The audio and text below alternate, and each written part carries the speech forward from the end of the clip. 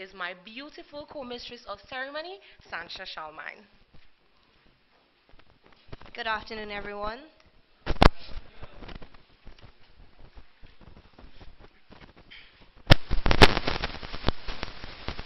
We're just waiting on the live stream. Our apologies.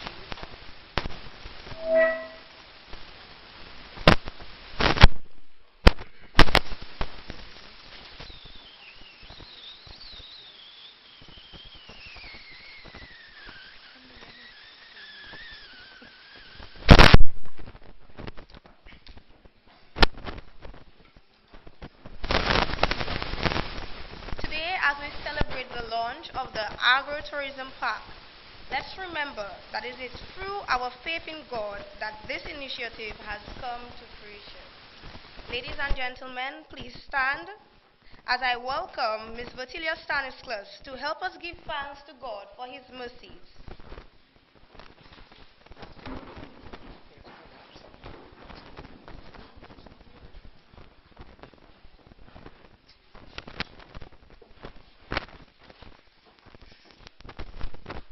Close your eyes, bow your heads. Father, we come before you, and for the power of Jesus Christ, we take on this project. Consecrate this endeavor through your hands to your glory. We call on the Holy Spirit to help us execute this new initiative in a manner that honors you and puts a smile on your face. Lord, may your goodness and love be present among us today. Come bless our gathering with unity, hope, and vision. Lord, we pray for unity. Build in us a deep respect for one another so that we may be one. Lord, we pray for hope. Come stir your hope within our hearts and renew our faith. Lord, we pray for vision. May your vision fill our lives as we seek to reveal your love in everything we do. Thank you for giving us the opportunity to gather today. Thank you for protecting us as we travel and providing an opportunity to meet, learn, and grow. As we begin our launch, we dedicate this to you. We pray for the presenters, the attendees, volunteers, ministers, community members who made this launch possible. Your word says in Colossians 3:17, and whatever you do, whether in word or deed, do it all in the name of Lord Jesus, giving thanks to the God the Father through him. Thank you for blessing our time together. Help us make new connections and gain wisdom to do the work you've set before us. We give you honor, we give you glory, we give you praise. In your most precious name we pray. Amen. Amen and amen. Thank you, Mrs. Pascal. Please remain standing for the national anthem.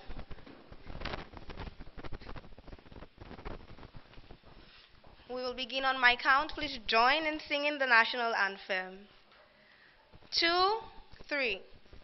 Sons and daughters of St. Lucia, love the land that gave us birth, land of beaches, hills and valleys, fairest isle of all the earth, wheresoever you may roam, love, oh love, our island home. Gone the times when nations battled for this Helen of the West. Gone the days when strife and discord children toiled and rest. Dawns at last a brighter day, stretches out a glad new way. May the good Lord bless our island, guard her sons from war and harm. May our people live united, strong in soul and strong in arms, justice, truth, and charity, our ideal forever be. Thank you very much. You may take your seats.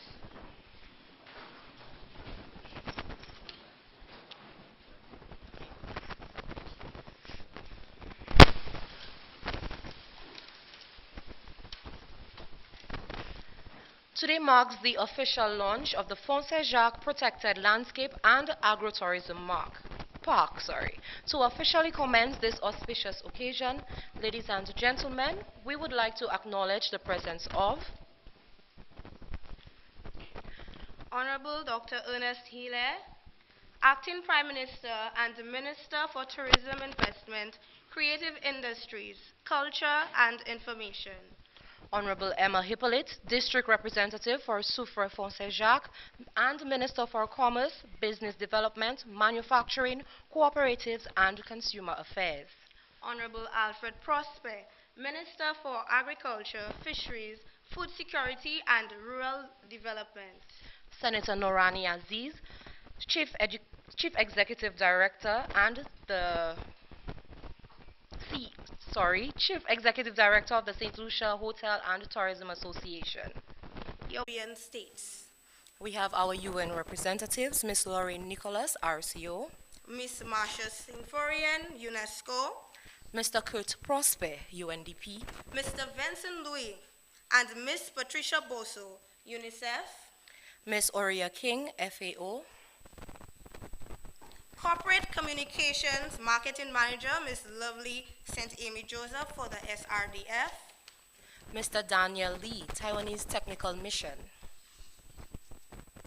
Dr. Hanan Volker, Head of Sustainable Marine Financing, Ms. Sandra Prosper, Chairperson, Fontaine Jacques Development Committee, and also other committee members, Pastor Travis Behrens, Pastor of the Seventh-day Adventist Church in Soufrière,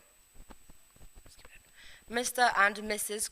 Cristiano Gandara, General Manager, Ladera Resort, Mr. Covell Prosper, Ethics and Sustainable Development Manager, Hotel Chocolat, Mr. and Mrs. Lamontine, Executive Directors of Fordu Resort, Mr. Donald Bob, General Manager, Fontaine Jacques Credit Cooperative Society.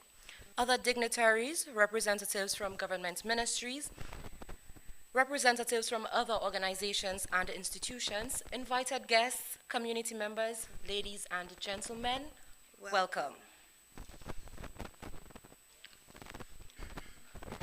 The Fontaine Jacques Development Committee, FSJDC, had its genesis in 1994 when a group of individuals responding in the wake of Tropical Storm Debbie saw it necessary to formalize a group to strengthen and better prepare the community to mitigate from the adverse effects of disasters. In 1995, the group was reconstructed and reconstituted with the assistance of the Community Development Officer and renamed the FSJDC. Today, 27 years later, the Development Committee is launching an agrotourism park, which is an integrated management area that combines the aesthetic value of the area with its natural, cultural, and social aspects to establish economically sustainable activities. But we can't tell you everything. I do agree, but I know someone who can. Please help me welcome a woman who possesses a clear vision. She is courageous. She is humble. She has also served on the committee from inception. In fact, she was the first secretary and the chairperson for 3 consecutive terms.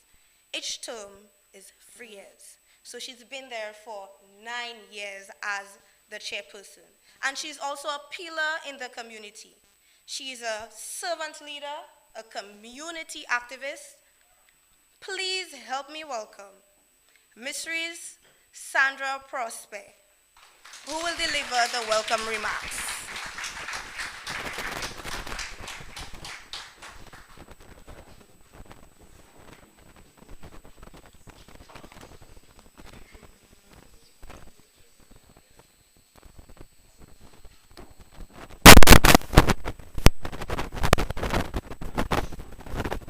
Mistresses of ceremony, please permit me to adopt the protocol already established.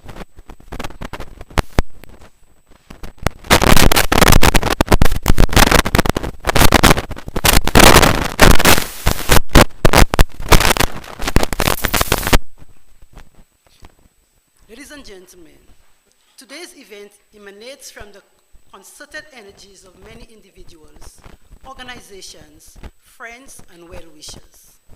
The journey this community organization has traversed in arriving at this launching of the Agritourism Park and Protected Landscape Project can best be summarized in the words of Brazilian soccer legend Pelé, and I quote, "Success is no accident.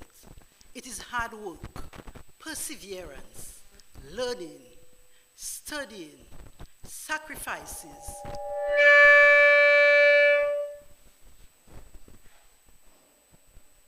and most of all, love of what you are doing or learning to do."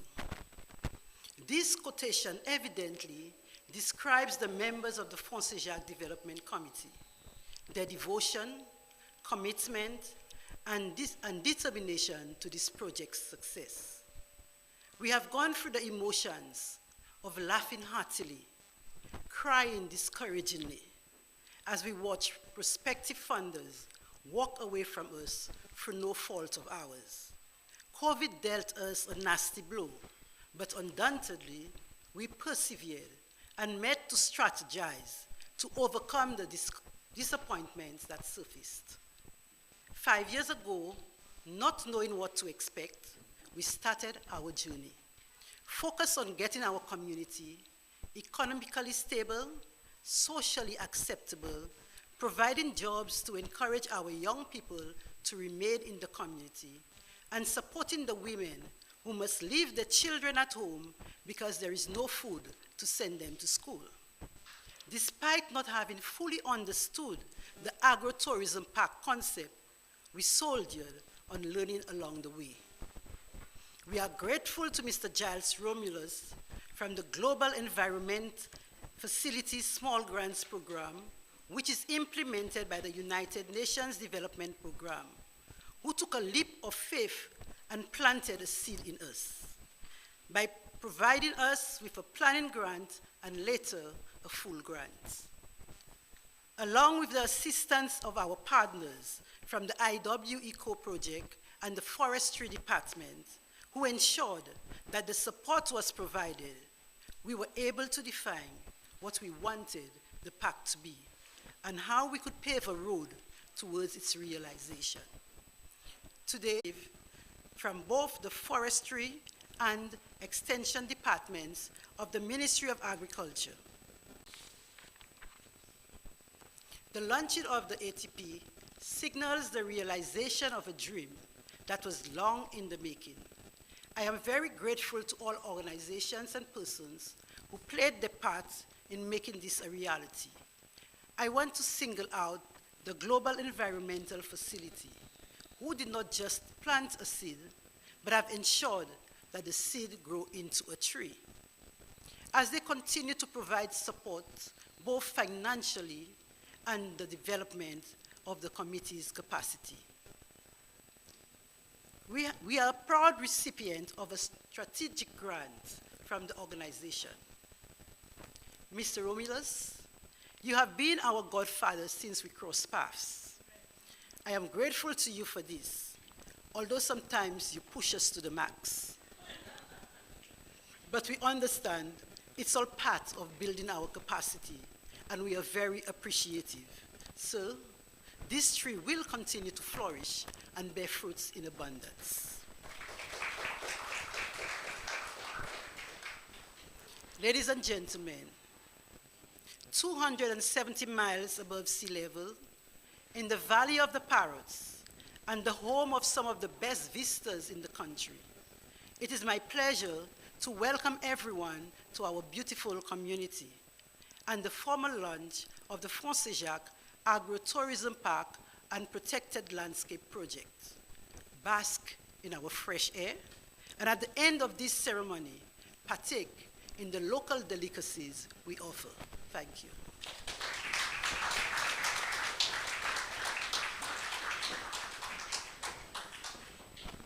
Thank you, Mrs. Frosty.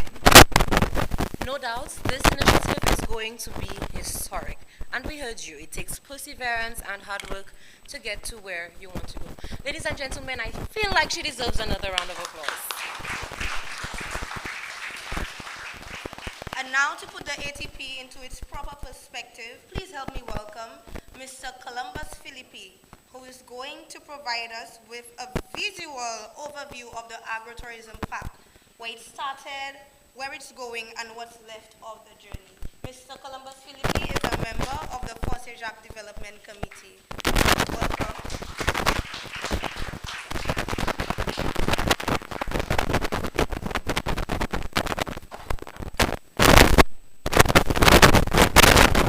Good afternoon to all. Welcome to Jacques. The protocol has been established. I would like to present you with a short overview on the ATP project.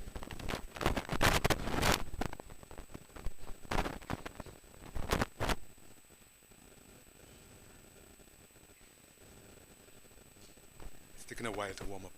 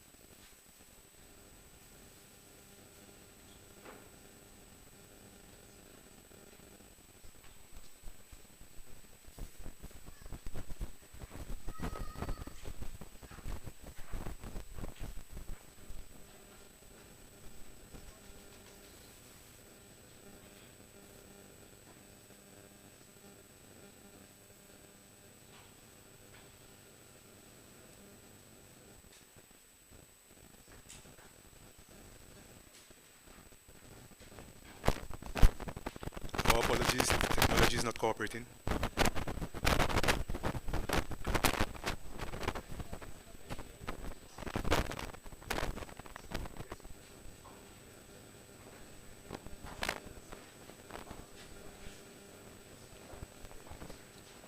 In the interest of time, we are going to move to the next person on the agenda. And please help me welcome to address you someone who is well versed with the underlying concepts and practice of environmental planning, management in local, regional, and international contexts. Her vast knowledge and experience takes into account critical reflections on the economic, social, and regulatory forces shaping planning and management practices. Let us give a hearty welcome to Ms. Linia LTAB, UNDP's representative for Barbados and the Eastern Caribbean. And I think she's joining us via Zoom. And she's joining us via Zoom.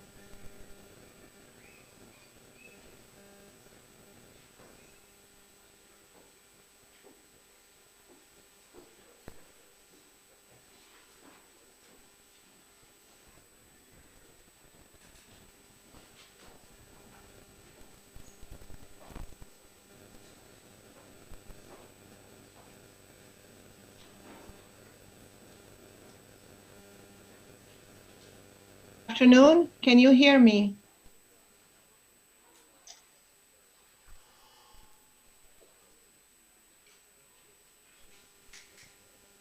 Maybe we write in chat. Yeah. Okay. Is it on the chat? Where is the chat?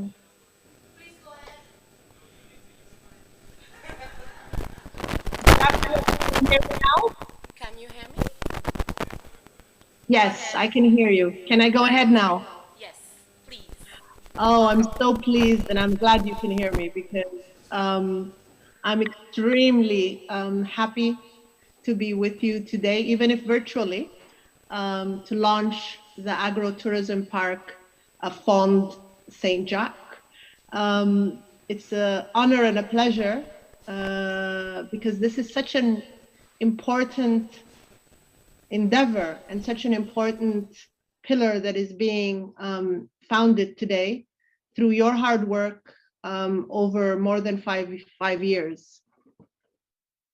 I'm not there with you, unfortunately. I still have to come and officially visit your beautiful island, but its reputation precedes it. The nature and scenic beauty and offers that you just explained makes me want to come faster, but also all the poetry that has captured that beauty under the poet of Sir Alton Derek Walcott, and also known for the number of Nobel winners per capita in the world. So I have a lot to look forward to come and visit you. Today, you're going to add a very important aspect to St. Lucia with the launch of this agro-tourism park, the very first of its kind in the country. And we are pleased and honored as UNDP, the Small Grants Program, and the GEF to take part in that. This project is an example of many things. It's an example of how to sustain people and planet. It's an example of how to expand livelihoods and opportunities for the community beyond the agriculture that was there historically. It's an example of how to respect culture and history at the same time. And it's also an example of a broad range of partnerships. I look at what you have created, this proud and cultured community. You've created a partnership that spans from the GEF, the Small Grants Program, which is implemented by UNDP, and I have my colleagues Giles and Marlon online with me. You've expanded it to the OECS, to Canary, to SRDF. You've expanded it, of course, to the Development Committee and the government of St. Lucia, and now expanding also to USAID, Inter-American Foundation, GIZ. So a strong, wide partnership, which can only lead to success. There is no other option. We look forward to the impact, and we look forward to what you will show us possible. And at this point, I think we have to acknowledge the Development Committee of Font St. Jacques and really give Sandra and her executive team a round of applause, if you may.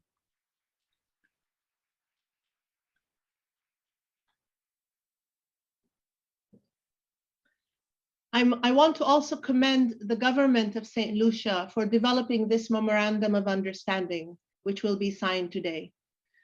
This is a way of exemplifying and laying very clear the foundations and the principles of community ownership and communities managing their own natural assets. This is not a small feat. This is something that is advocated for in many countries and very rarely achieved. So I really commend the government and the Development Committee and the community members for having reached this point.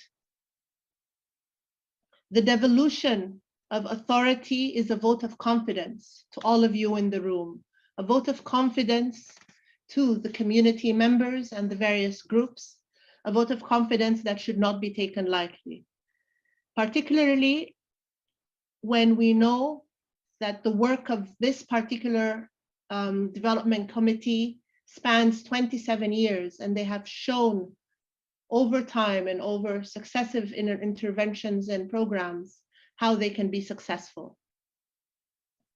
The Department of Forestry and the Development Committee have already adapted and adopted a very adaptive management approach. And they're going to co-operationalize and co-manage this agro-tourism park. And this is vital for long-term sustainability. This is the central ingredient that will make sure that you succeed. You have to add to that for success that you continue to ensure the ownership of the community and that you continue to inform them and keep them engaged.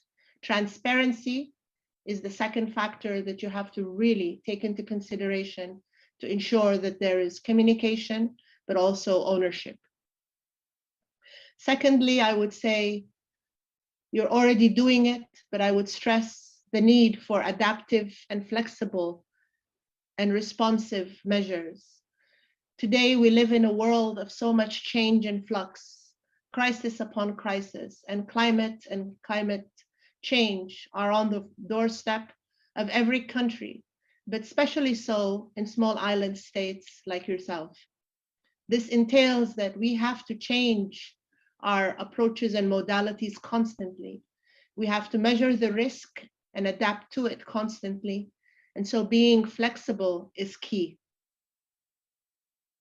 And thirdly, this project and UNDP will continue to always build capacities of the members of Development Committee, but all other actors, because with dynamic learning and innovation and dynamic knowledge, you can achieve two things.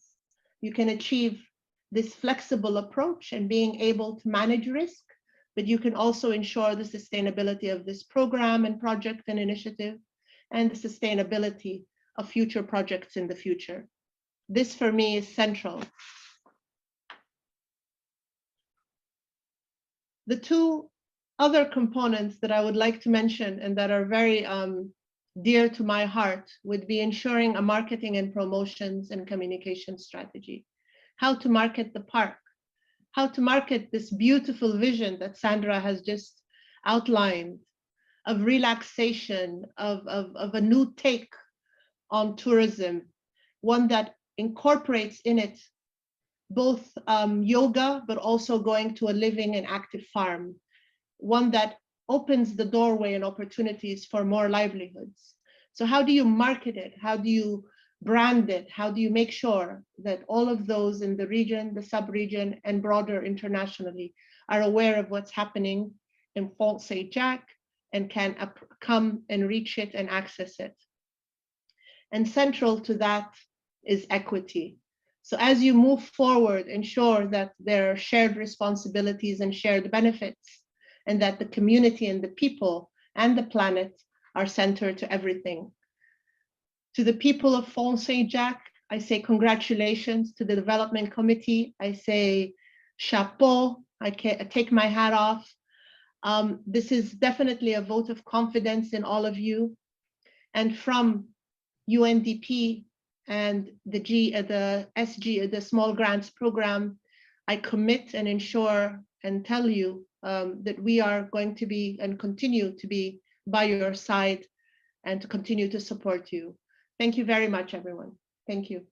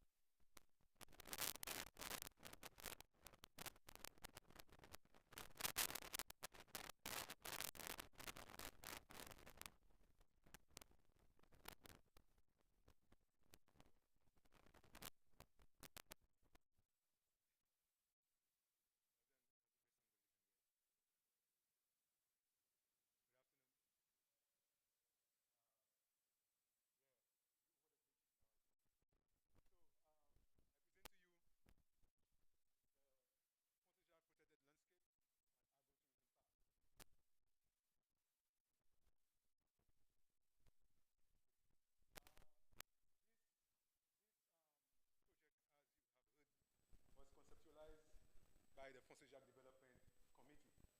So now I'm going to give you a brief history and achievements of the Fonse Jacques Development Committee. The Development Committee is a registered community organization which advocates and represents the collective, physical, economic, and social needs of all residents living within the community. It was formed in 1994 in the aftermath of Hurricane Debbie, primarily to assist in and eventually to coordinate relief efforts after the storm. Therefore, it evolves as a community-based organization with the aim to prepare the community for disasters, because this community is very prone to disasters. If you realize the topography of the land, we are caught with a valley, and both sides we have the mountain. So in severe weather, tropical storms and hurricanes, we have a lot of landslides and flash floods. So historically, this community has suffered a lot of tragic deaths. We can go way back as 1960, Hurricane Janet, where entire community, entire household was buried in a landslide. We recently, as Hurricane Thomas, before that we had Hurricane Debbie, and before it, Hurricane Allen. All those disasters, lives were lost. So this community has been always been hit with disasters. Now, we use the bad to do the good. This kind of experiences within the community has helped us to build a resistance and a resilience to really push forward and put things in place to mitigate and to help us cope with those losses and those disasters. Hence, the formation of the ATP, which is what I call not really a bobo, or not really a plaster on the bobo, but really it's what we term as an avenue where this project will help formulate and sustain livelihoods for the less fortunate among us. Let's move on. Here are some images which are still fresh in our memories. This is Tent City. This is land slippage. This is the town of Soufre, I think. Yes, this is the town of Soufre. And then relief efforts and rescue efforts during the passage of Hurricane Thomas. Achievements. This organization has a few feathers in its cap. We have established the Fonse Jacques Credit Union, and this entity has taken a life of its own. Construction of building to house daycare and the preschool in collaboration with the government of St. Lucia, the Catholic Church, and the Pinnacle Trust. Establishment of the Resource Center, again, it's right out there, with the government of St. Lucia, the Catholic Church, the Sanders Foundation. Construction of speed bumps, road signs, bus shelters, and foundation for houses for the less fortunate among us. Establishment of Jacques Valley Products Limited, and the establishment of the agro-processing center right beneath our feet, downstairs. Hosting a beauty pageant for those of us who like the carnival and the pageantry.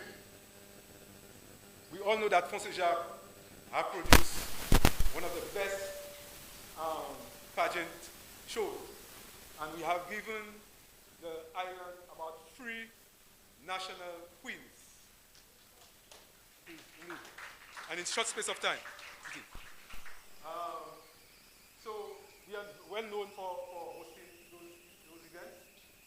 We have partnered with IWICO in slope stabilization program, where this project seeks to replace the bare terrain with crops that will later produce a livelihood for the owners of the land. We have provided COVID-19 relief packages to households. In fact, all households in the community received a COVID relief package during in the heightened days of COVID. And we have hosted annual summer camps annually for students within the community. Here's a testimony of Agro-Processing Center. As you can see, these are ladies, primarily ladies, women, who occupy the space we have downstairs in producing condiments and other products for the livelihood. This is images of the summer camp program, the resource center, which is outside here, and images of the delivery of COVID-19 packages. Here are the beauties.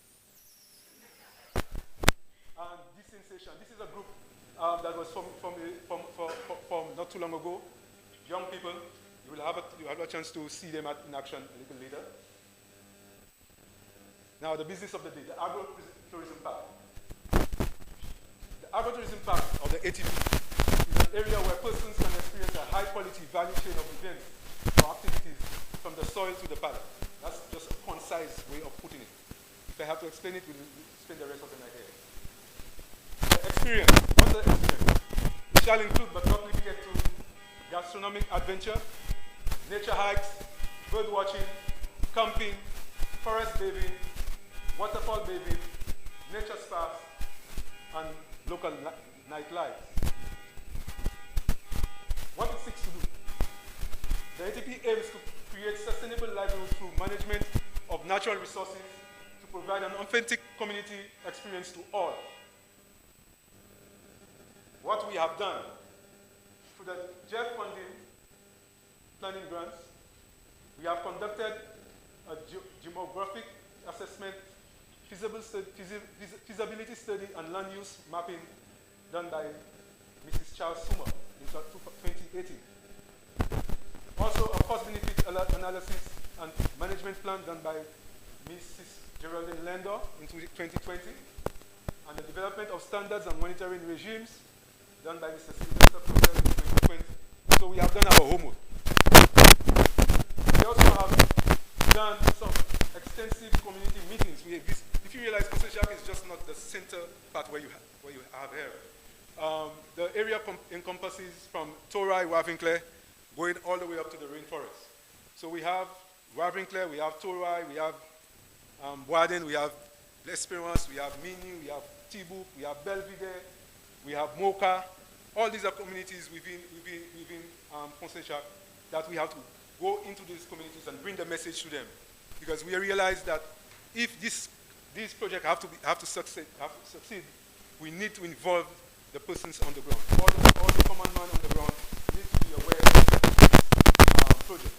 That's the only way we can succeed if we get ownership of it.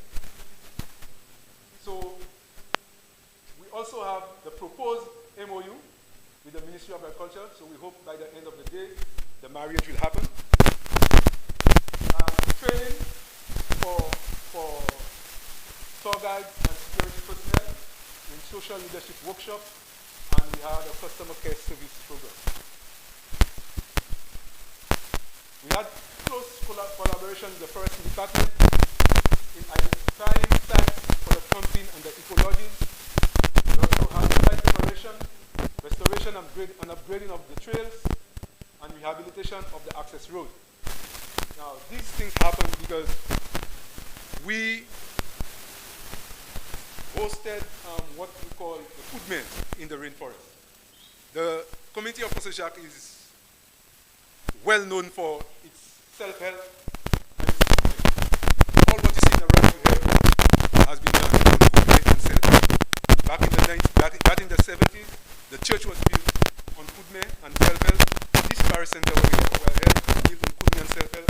The primary school, the resource center, and the daycare center. Everything around you has been foodmen and self-help. When I grew up, I used to hear my parents say, "You can share wash by Lake which means they go into the river, carry the stones, and deposit it right here so that the masonry can happen.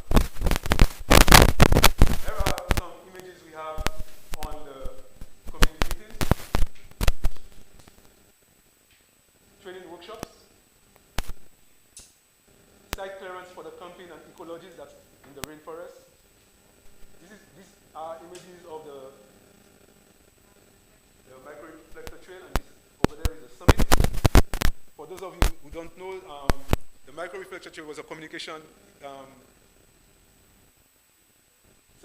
some implement cable and wireless, I think, had up there to aid in communication. So that was way before, during AM and all those frequencies, but now it's digital, so it's defunct. But up there is a very beautiful view. You can see as far north as the Mon and the whole of Mulashi. Trail enhancement. This is our footprint in Africa. The journey power. What do we do from here? We continue enhancing the enhancement of the trails, the construction of the ecologies, construction of the toilets, construction of the rejuvenation center, construction of the glamping pods, there. Development of the campsite.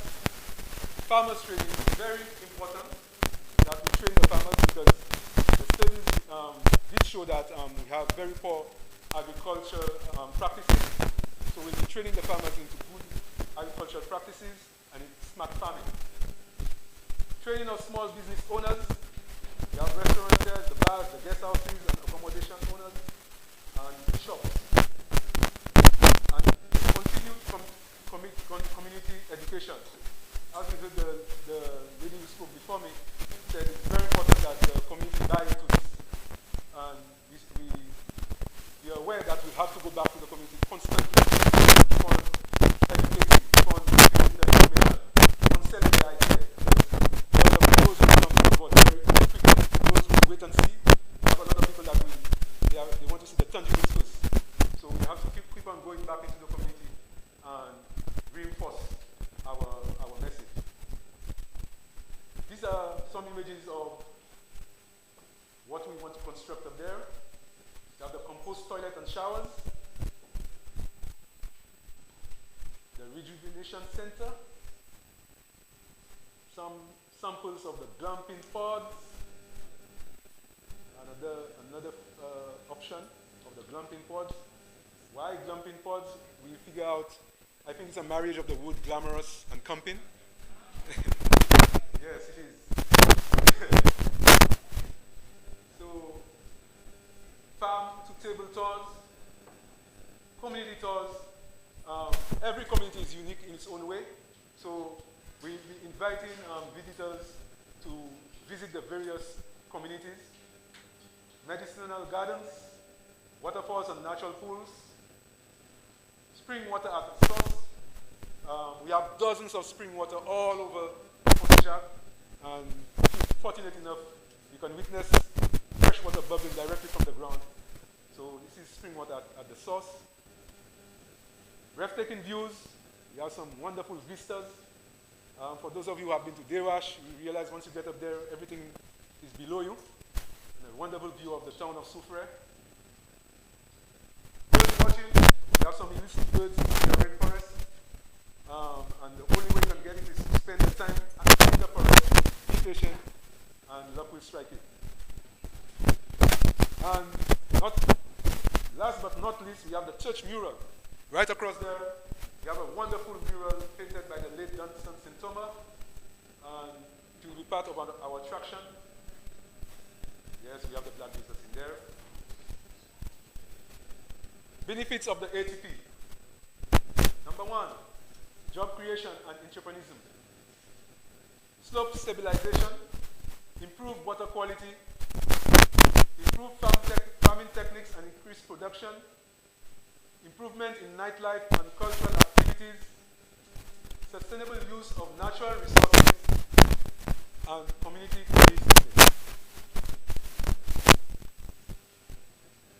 I'm making an appeal and starting the marketing now. Remember, it's your time, we shall reconnect your soul with nature. The Pont-Saint-Jacques Agro-Tourism Park, escape the ordinary, come into the extraordinary.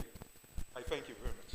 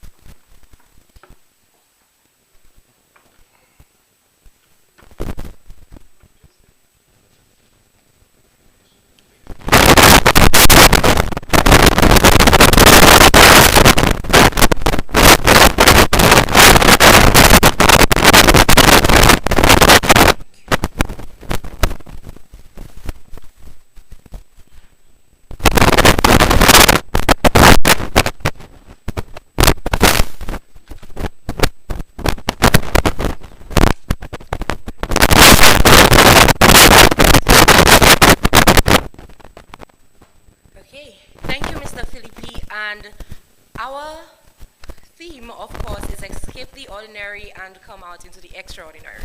I love to say, welcome to Fosse Jacques, where the land and the views are beautiful, but the people even more so. So I guess these two themes will mesh and, like Mr. Philippi said, give us your time and maybe a little bit of a Okay. So the next person that I have the honor of introducing has quite the portfolio.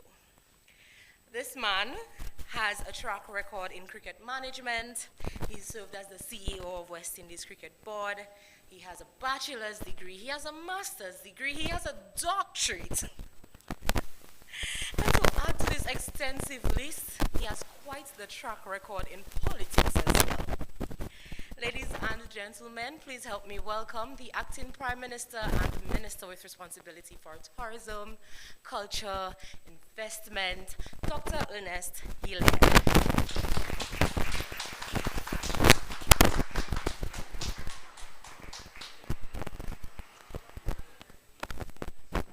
Thank you very much, Mistress of Ceremony.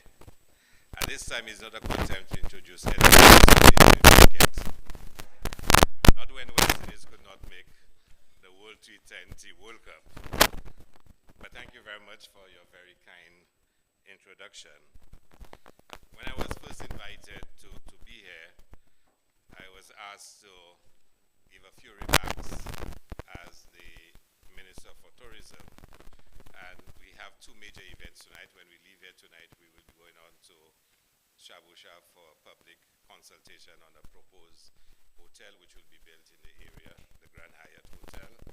And then tonight we will on to Abaway Crawl. And I will speak about that a little later. And we have to be in Fosse Jacques, Angers. So we move from Fosse Jacques to Shabusha to Angers. So I thought I would come as Minister of Tourism, say hello, good luck, and walk out. And then I got to know that the Prime Minister was supposed to do the journalists. And I wish to apologize because he's out of Ireland and he's not able to be with me. I have to be the acting Prime Minister. I ended up having to do the video address, which really is quite a task, especially since I'm in a hurry. So I want to apologize very early for the fact that I would have to leave early, and I had to ask that I be put up the program to give me a chance to be able to sure. I also to apologize because, whereas I will say a few things to you, I'm not sure it will qualify as a feature address. But I certainly want to state that I'm delighted to be invited here again. I was a few months ago where there was an update on the project. And then I expressed how delighted I was to learn of what was being done in Fosse Jacques. Now, Fosse Jacques is a very special community in St. Lucia. And you can see the grin on the face of the ladies when they speak about Fosse Jacques and inviting you to come and give your soul. I'm not sure I can give my soul to anybody. It's already there, all right. But I think we all know that Fosse Jacques is an extraordinary place in St. Lucia. It's a place of immaculate beauty, and the offerings in this community is almost unparalleled in St. Lucia. And I want to be careful. I'm not going to say it is unmatched, because I'm sure some other communities might want to argue about that, but it is certainly among the most beautiful places that you can visit. And I shared with, well, my apologies, I didn't follow necessary protocols to observe the presence of Dame Paulette Louisy, Governor General Emeritus, my colleague ministers, Minister Prosper and Minister Emma Hippolyte. And I want to say a few words about Minister Emma Hippolyte, your parliamentary rep, a little later on. I have a couple of jokes to share with you all about her. The Secretary and other members of the diplomatic corps, other senior public servants, other special invited guests, good afternoon. And I was stating earlier that I was invited recently, I think it was July, sometime in July. Actually, it was July. It happened to be Carnival Monday. You know what it is like on Carnival Monday. For somebody to invite you to go to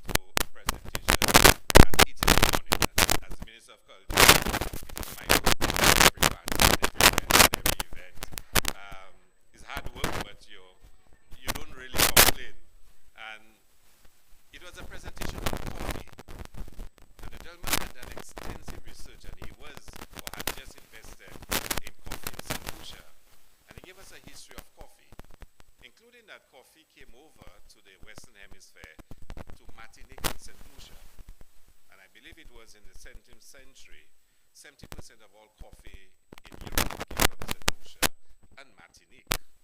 And St. Lucia had about 6 million trees, coffee trees. And the place where the best coffee estate was happened to be in Fort Jacques. And he actually went through all the records to find out where was the most renowned coffee plantation in St. Lucia. And it happened to be near Mini, somewhere in this area. And he actually went and bought the estate. Some of you may know of the place. I think the family that owned it then was the Carrier family. And he's actually going to name the coffee after that estate. And then he explained to us why that coffee was so unique and was so loved in Europe in the 17th century, 18th century. Is because of the cinnamon and nutmeg trees that happened to be in the area. It infused the coffee with that exceptional taste. And he has planted a few thousand trees and hoping to resuscitate the coffee industry in St. Lucia. And it all happened to be right in Fort Jacques. So when you hear of Fort Jacques being the breadbasket of St. Lucia and all the exceptional values associated with Fort Jacques, you can understand that this is true not just now, but a few hundred years ago. Because you're really talking about the 17th century, 18th century. It was already acknowledged that Fort Jacques was a very special place to grow crops. And in that case, it was coffee. Today's activity is also special because it places a very unique focus on the twinning of concepts, or maybe even more than just twinning. You have on one hand, I noted that it is protected landscapes, you have agriculture, and you also have tourism. And I cannot think of many other instances where we try to marry, well, marriage is usually two, so I don't think you can say marry. If I suggest marry, we're free. I think we can be a little problematic, certainly in our society. But to bring together and to unify three very important strands of activity, that of the environment, that of agriculture, and that of tourism. It's more important because listening to the presentation, you get the impression that it is a project that is rooted in community participation. Many times we have initiatives, whether in agriculture or whether in tourism, that is purely private sector driven. And the focus is on how quickly one can get established and how quickly you can make a profit. And sometimes along the way, you respect the environment, you respect workers' rights, you respect the community. When you have a different model, and in this case, this model, which is very people-centered and also very community-based, you would notice the amount of time that it has taken from the first study by Charles Summa in 2018, and we're in 2022. But you also heard Mr. Philippe speak of the uniqueness of this community in terms of community participation. Finger Wrong, as he said, was built through Kudme. I cannot think of any other community that one can point such an achievement. And I can imagine your mother would have helped build the bridge and the other facilities. So this makes this project extra special. It brings together three distinct activities that are so important to us, and also the model of including the community. It is something which is highly commended, and I think the community, the development community, must be applauded for.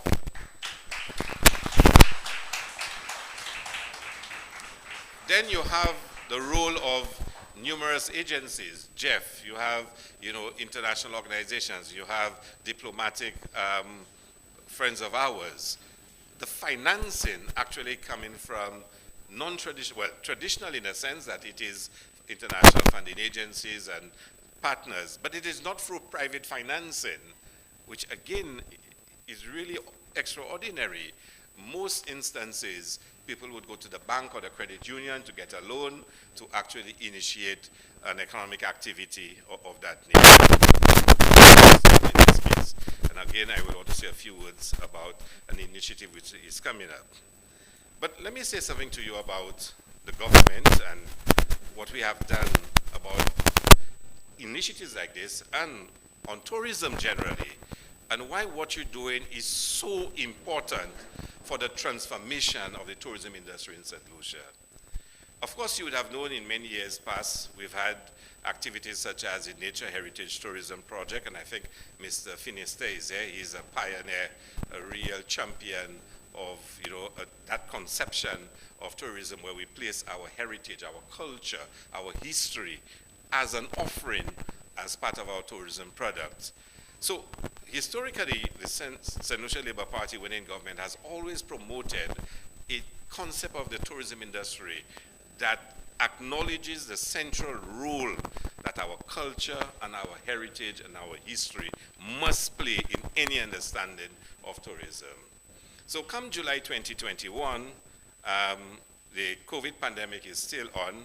The previous government did a lot of hard work, I must tell you, and we have to recognize that, in ensuring that they work towards the reopening of the tourism industry in St. Lucia. And they did so because of the centrality of tourism in terms of earning revenue in our country. So there was certainly a very accelerated program to get St. Lucia open up so the revenue can start flowing once again and the country can start recovering from COVID. When we came in, we were very clear in our minds that we were not going to be foolish and stop anything, because certainly we needed a revenue. We needed to revive the economic activity in the country. But we thought we should do more than that. We should not just go about reopening. We wanted to reopen in a particular way. We wanted to have a view to the future, because we knew there had to be a post-COVID that we had to prepare for. And we had to start efforts at the restructuring of the tourism industry along certain philosophical lines. For us, tourism will remain the primary economic earner for many years to come. We have to accept that. But we believe historically our people have not largely participated as owners of the tourism industry. And we wanted to create an enabling environment in St. Lucia where more St. Lucians are willing to participate in the tourism industry and to start becoming owners of the tourism industry. Recently, I was part of a panel, and the Minister of Tourism from Jamaica was giving statistics. And he said, look, of every dollar that comes into Jamaica, 15 cents stays, 85 cents leaves. Think about that. St. Lucia is probably worse than Jamaica.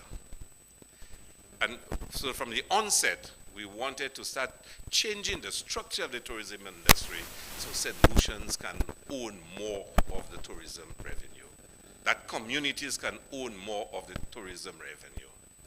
The point is also made, as the largest economic earner, it is the industry with probably the worst working conditions and the lowest pay. That cannot be sustainable. So we, in our view, wanted a tourism industry that is sustainable, earning money for the country, but doing so in a sustainable way. And what does that mean? It means sustainability along ecological lines, environmental lines, and you see this is reflected in this project, but also social and economic lines. Our people must be able to recognize that they have a vested interest in the tourism industry, that they can earn a sustainable livelihood from the tourism industry. But how best do you do that? The best way to do it is to own it. We had to accept that more St. Lucians had to own parts of the tourism industry. And then if our people can see that they are earning from the tourism industry, then it becomes more economically sustainable. Socially, we had to make it sustainable. In the last few years, St. Lucians were becoming very cynical of tourism. Why?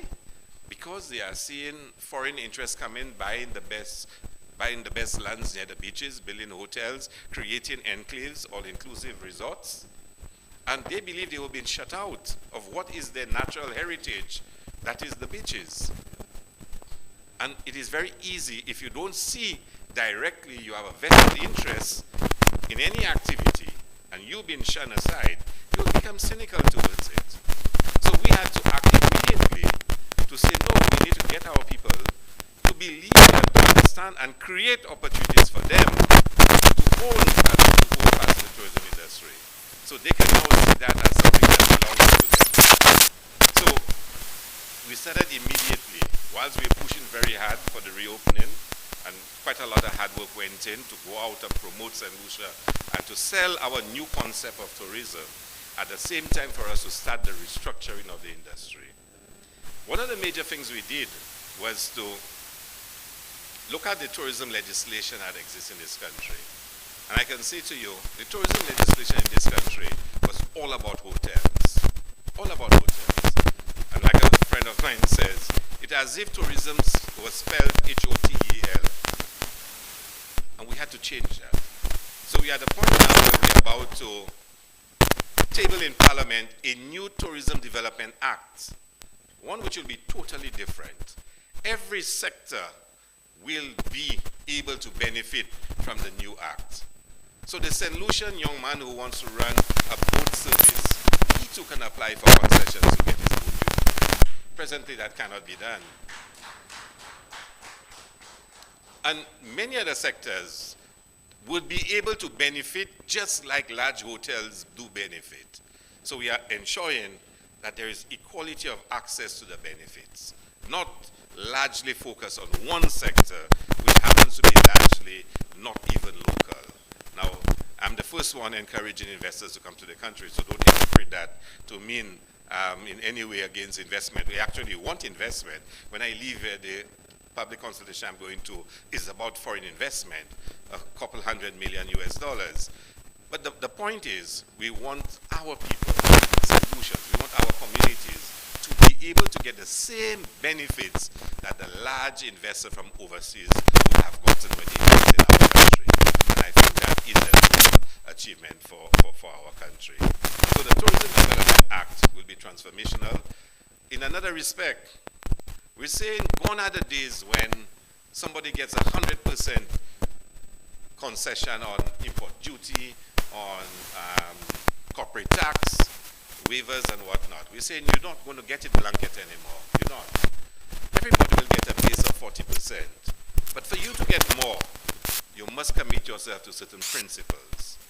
You must commit yourself to the preservation of the environment and the promotion of sustainable environmental practices. Then you'll get another 10%. If you commit yourself to treating your workers right, you probably pay market rate, and you are training your workers, you get another 10%. If you respect the whole issue of resilience in terms of building structures that can survive hurricanes and earthquakes, you get another 10%. So once we establish the principles, any investor coming to the country will have to commit himself to those principles for him to be able to get all the benefits that he will get. If you're not willing to do this, then you won't get it. The Act will also have another very important component. We're going to establish what we call a social partnership. So there are the workers, the employers, and government. And under the Act, each one's responsibility will be outlined. And when employers can commit themselves, then they are stated as a favored investor in the country with certain benefits. But what we have done, I don't want to go into more detail about every aspect of it, is to be able to create a new environment for the growth and development of the tourism industry. Another critical point let me mention quickly is every single sector in the tourism industry will have to be certified. Every single one. Must be certified with clear standards that must be achieved. We need our people to start thinking that we are world class, we can continue to be world class, and we can be proud to boast that we are world class. And we will do so by being able to say, when you come to St. Lucia, these are the standards that you will meet. And we can carry that badge anywhere we go, that the taxi driver is trained. He reaches a certain level of competence. His vehicles will have a certain standard. He has knowledge of the country. He can speak about the country. The coconut vendor has knowledge about St. Lucia. When I was speaking with the staff in the ministry and pushing some of those concepts, one of the most fascinating experiences I had was to go to the Sulphur Springs. The young men, I can never forget that experience because I went with some friends of mine from overseas. The young men gave us a lecture on geology. And I was like, what? Where them boys got that from? I did geography at O-level, I did geography at A-level, and my former principal was Tim Purlent-Luisi, and I never heard those things before. And those guys were spilling out concepts and terms and explaining the fumes and what they were made of and the sulfur, what's made of. And let me tell you, I was totally blown away. And after we went in the car, the friends were asking me, "Oh, you guys are geology." I was like, "Oh, this is fantastic." But what it tells you is, when you as a visitor meet a guide somewhere, and he can really take you through it and explain to you the phenomenon that you're witnessing and what it is all about, you feel like it's an authentic experience. You feel that this is something that has value. And these are ordinary young men. I mean, they don't have degrees in geology, but they were well trained, well prepared, and they would be certified to be world class, because I've had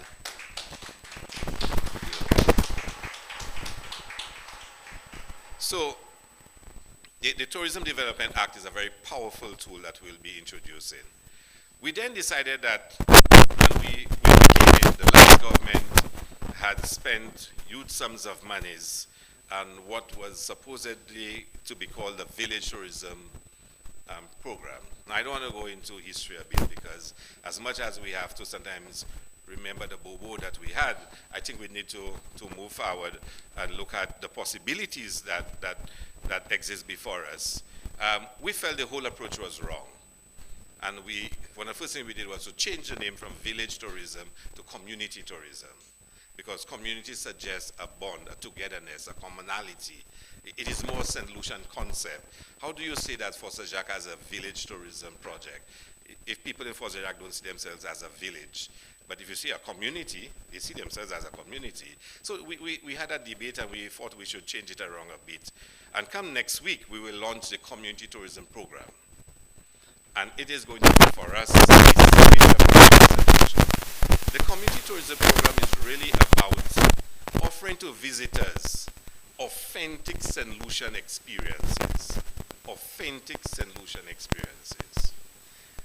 In many ways, I can give you some simple examples. The lady who makes the guava jam and makes the different jellies at her home that she sells to Marcy, she sells to the hotels, she sells to the stores on the airports. We can get visitors to leave the hotels to actually come and witness the production of those condiments.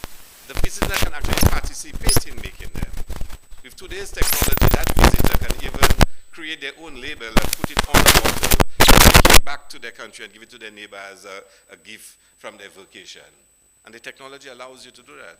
The lady in Strozell who makes the straw baskets and the straw mats, we can now take the visitor, go to that lady's house by assisting her to upgrade her facilities, and allow the visitor to see how it is done.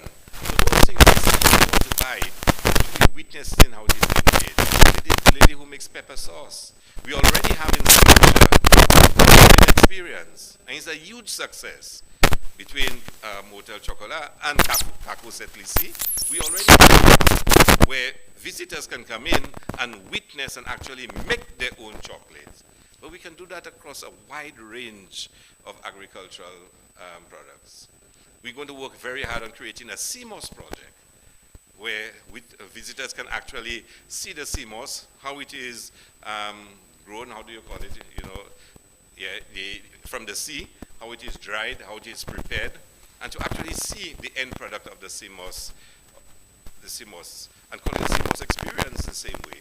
So these are some of the aspects that community tourism will introduce. We will be making monies available for individuals to add to their homes and have more alternative accommodation options. So it's not all about the resort and the hotel anymore. Now, I must tell you, in St. Lucia, we have quite a number of rooms already in home accommodation. I think we have almost 2,000 rooms. And of course, Supra is one of the leading locations for home accommodation and villa accommodation. So what has this government decided to do? Next week, we will be making available $10 million for loans. $10 million for loans, primarily for people that cannot get loans from the regular sources in St. Lucia. In addition to the loans, we're going to make available $5 million for grants.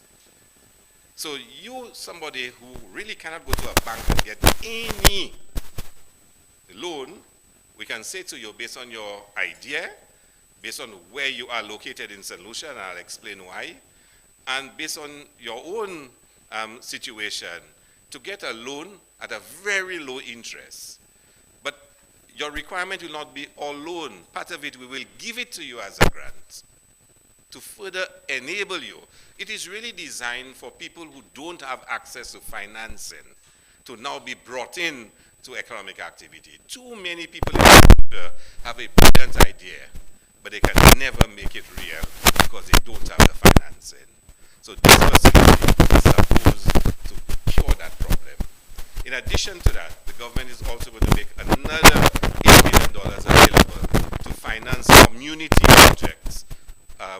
So we have the 10 million for the private sector, the private entrepreneur activities. We have the grant to support, and we're also going to have monies available for community projects. So projects like this one in other parts of the island can apply for monies to create their own community tourism experience, whether it is bringing back the fish fry in Denver South, whether it is, in Beaufort North creating something.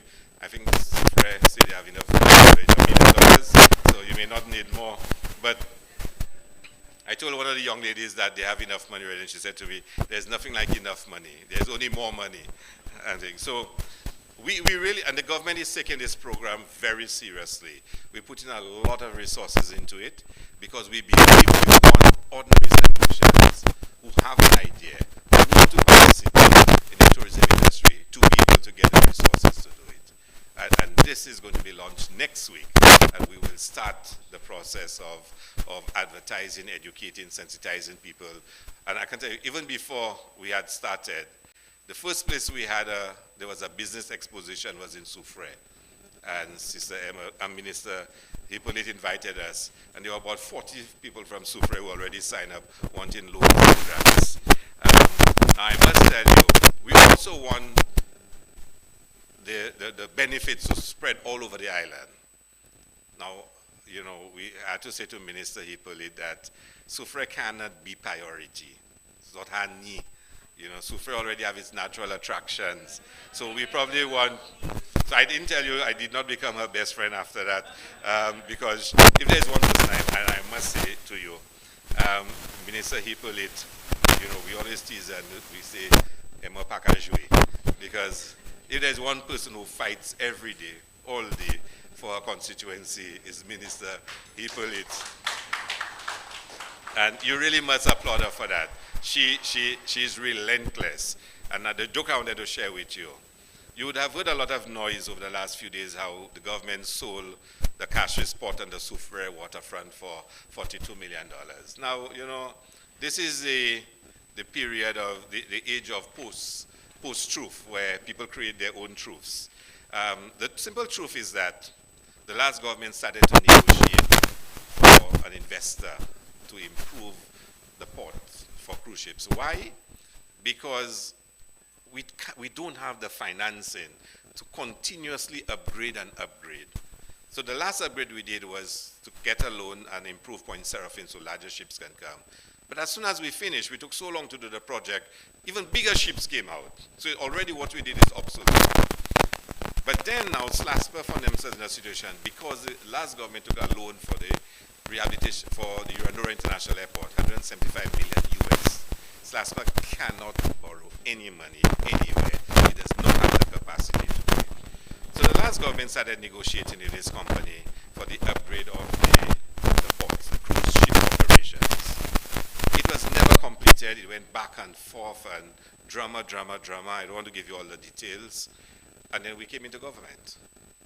Now we looked at what was being discussed and we said, no, that's just not good enough. So we reopened negotiation with the investor. And in addition to upgrading the cruise part of the port, we got them to agree to do a few extra things. So there'll be a fisherman village built in Banan. There will be a broadwalk along the waterfront from Point Seraphine all the way down to the vendors' arcade. But whilst we are negotiating it, and the Prime Minister had asked me to negotiate it, I got a call and they asked me, we have to include Soufrière now. I said, Soufrière? How Soufrière come into the picture? Well, how Soufrière? We're talking about Port Castries. Minister Hippolyte had gone through the back door and convince the Prime Minister and made the Prime Minister make a call and to tell them Soufre must be part of the package. Now,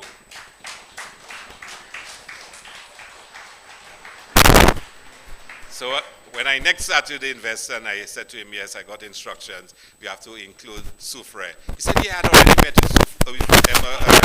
And I was like, so there I'm negotiating and, arranging a package. Meanwhile, Minister Hippolyte had a secret meeting with the investor and did all her business. And then I got instructions to include Soufre. And Soufre was going to be part of it. And she started laughing at me. And saying, so, but I'm saying it to show you her determination to work for Soufre and to get things done for Soufre. So the end of it now is that the developer, the investor, is going to invest on the improvement of Port Castries as well as redoing the entire Soufre waterfront. So I think it's a fantastic project. I must say to you, we are at the conceptual stage. We need to come back, have public consultation. We have to have public discussion and finalize exactly what it is we're going to do. So I'm sure Minister Hippolyte will sit in with Soufre and have the necessary consultation so you know exactly what is going to be done. So let me go back to what I was saying, and I noticed my time is running out. A couple of other things we also tried to do. We wanted to offer again a more authentic solution experience as part of our tourism experience. So we introduced a couple of new initiatives, one of which will be launched tonight. We call it the Cabaret Crawl. Now you know what a cabaret is. I don't know what it is. It's a very distinguished place where you can get refreshments, popularly known as a ramble. Yeah? So those of you who've been to England or lived in England as a student or visited, you know about pub crawls. You know, on evenings or on weekends, you visit a number of pubs. It's called a pub. Now, if they can have pub crawl, we can have a pub cabaret. You know, it's the same concept. But importantly, what it does, by organizing tours for visitors to visit those designated cabarets, is to give them a chance for them to interact with St. Lucians in our own local natural setting. So they can visit a shop, play dominoes with St. Lucians, talk about football, about cricket, about politics with St. Lucians, learn some Creole, eat local food, and actually have an authentic St. Lucian experience. And we've selected a number of those places, help them to upgrade. We will make sure they reach certain standards, and for us to be able to actually sell those stores. And we have a number that we've already identified as part of the pilot project, and I must tell you there's tremendous excitement about it. And tonight we're going to officially launch the project in Angers, and then because the tourist season is starting, and there is a demand for it. Then we also introduced another experience. We call it the Free Pick Challenge, and that is climb Go Pito or Piti Pito and one gym in one go. Yeah, so one after the other. Now you won't find me at all. I leave it to people like Giles and a few others to go and do, you know. But I can tell you it is, and maybe you would have heard that St. Lucia got the award for the Caribbean leading destination for adventure. So, and it's the first time we ever got this award. It was a couple months ago. And it is an experience we have to refine and finesse because it is high risk in terms of the physical stress and strain and everything else. So you have to meet certain standards. You know, if there is a disaster, how do you manage it? If there's something happens, what do you do? But it is another experience that is really significant. And we have a third one that we're working on.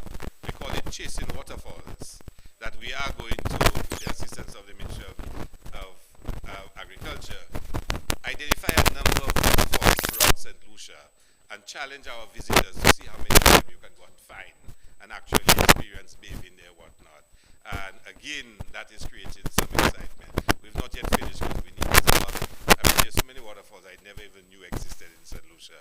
But this is an opportunity now for us to offer that aspect. And I'm telling you all of that to tell you how important this is. Because this is part of all of that. That when you look at the list of offerings that this agro park will offer, it falls in neatly with what we are seeing as the future of our tourism product in St. Lucia, that we want visitors not to get resort-based experiences, to get community-based experiences. So you will leave the resort and go to the community. At the same time, you don't want to stay in a resort. There are places in the community where you can stay. But it has its challenges. And I think Mr. Philippe mentioned it. We need to prepare people for those changes. And you know some of the social challenges we have in this country at this time. So we really have to prepare our people to understand that the visitor is somebody you must treat as a guest at your home. It is somebody that's going to provide the means for your sustainable livelihood. We are well known for our extraordinary warmth and hospitality. That's our natural disposition as St. Lucians. A minority are acting in ways that are destroying that. But we can correct it. We can address it if all of us work together. All the stakeholders, the SLHTA, the community groups, the Ministry of Tourism, the Ministry of Agriculture, all of us, if we work together, we can still preserve that defining quality we have as St. Lucians, the warmth that so many people admire about us, the welcoming nature, that desire to always treat people with a smile and make them feel that they're at home. That's who we are as St. Lucians. And we must preserve that. That is the greatest value we can give. We know we are an island of extraordinary beauty. There's no other island in the Caribbean as beautiful as us. Seriously. We have the right balance of beaches, hills, rivers, waterfalls, and everything else. Some have more beaches than us. That's true. Some probably have more mountains than us, but we have the right balance. And I always tell individuals, when the explorers came, they saw St. Lucia, they said, Helen of the West. After Helen of Troy is the most beautiful woman in the world. And St. Lucia was called Helen of the West after the most beautiful woman in the world. And we know the island to be named the woman, St. Lucia. So, I mean, we know as a country what we offer in terms of our spectacular beauty. But what is even more important than that, the people of St. Lucia. And we must preserve that. We must work together to ensure that we can have a tourism product where our people are at the center and our most valuable asset. And our people benefit from all the investment that will take place and our industry can become sustainable. So your project is very special in that regard. You will become an example of what can be achieved as we transform the tourism industry. So please accept my best wishes. Please accept the best wishes of the Prime Minister. We look forward to the success of this project, and I'm waiting to get my invitation from Minister Hippolyte so I can come and spend a weekend. I can't promise you I'll give you my soul, but I will certainly look forward to enjoying all the spectacular marketing lines I heard there from Mr. Philippe. So thank you very much for inviting me, and all the best. Good evening.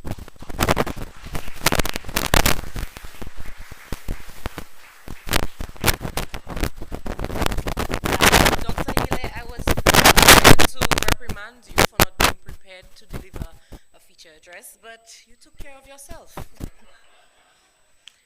And I heard you say missing waterfalls, authentic, three-pick challenge. You could have simply said you were talking about Force Jacques. Now, I'm sure you're wondering why I'm back here on my own. But thank you, Dr. Hile. Sorry about that. I'm sure you're wondering why I'm here on my own. That is because my beautiful co-host has a surprise for you all. We've heard all the talks about what Soufrière has to offer, what Force Jacques has to offer. Now you get to see it for yourself. So I hope you sit back, relax, and enjoy all the talent and beauty that is Force Jacques. Let me welcome the D-Sensations group.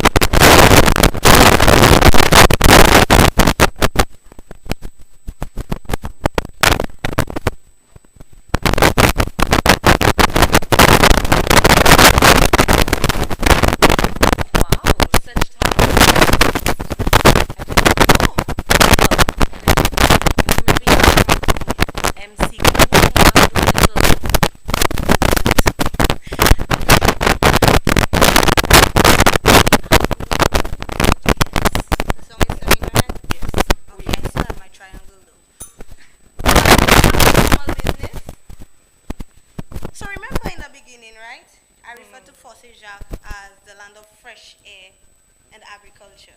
I remember. Right.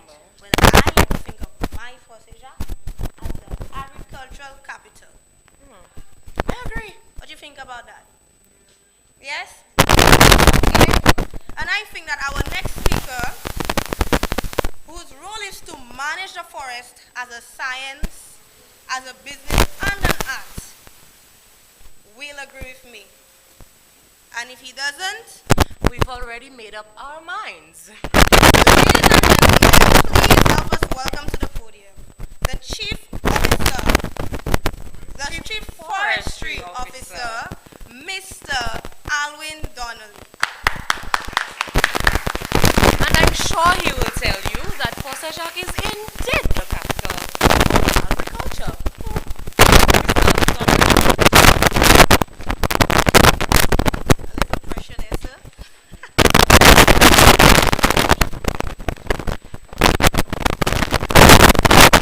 Thank you, Mistress of Ceremony.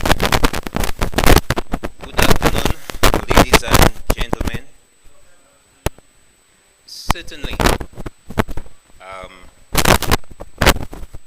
a lot, for us to take in. A lot for us to enjoy. And I wish to adopt the protocol that has been set, and as the mistresses of ceremony have said, indeed, Fort Saint-Jacques is a unique place. You would have heard, and it's still been said, it's the bread basket of St. Lucia. On the forest side, there is a lot that the Fort Saint-Jacques area, Fort Saint-Jacques and the environs have to offer, and I must agree with them. On behalf of the Division of Forests and Lands Resources, I would like to congratulate the Fort Saint-Jacques Development Committee on the launching of this initiative. This activity, this event here, this event, it didn't just start recently. And you would have heard that it has been an arduous journey, one which started several years ago. And here you are today. When the concept of an agrotourism park first came up in the discussion, I'm certainly sure that you might have think that it was a far-fetched idea.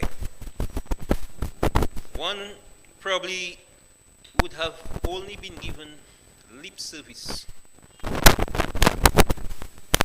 dead and gone with the flow of the wind. But you have proved otherwise. Your launching here today, it tells a very different story. It shows that you have how much effort and how much hard work you have put into this milestone that you have reached here today. And we in the forestry department, we are very proud to have been part of this process. The department's involvement in working or collaborating with the Fort Saint-Jacques Development Committee is not a coincidence. As a matter of opinion, I don't believe in the idea of coincidence. Things don't just jump up and happen. They are destined to happen. The Forestry Department's mandate to manage the island's forest resources, and particularly the forest reserve resources, as well as the wildlife. These are all part of our biodiversity. That could not have been done in isolation of the involvement of the general citizenry. The staff of the department at any one point in time could not have managed those critical resources on their own. And this situation continues even today. We have talked, we have walked, we have labored through that path, and we will continue to do so. Because partnerships, collaboration is a key to success. It is a key to building relationships. It is a key to fostering unity. And when it is done properly, everyone benefits. All sectors benefit. The resources benefit as well. And I'm talking about no other but our strategy of participatory approaches. And you would have heard a lot about community involvement. We cannot do it on our own. This also is embedded in the mission of the department. And our mission speaks to collaboration and partnership for the preservation and sustainable use of forests, nature, and the benefits they provide. And that exemplifies what the agrotourism park represents.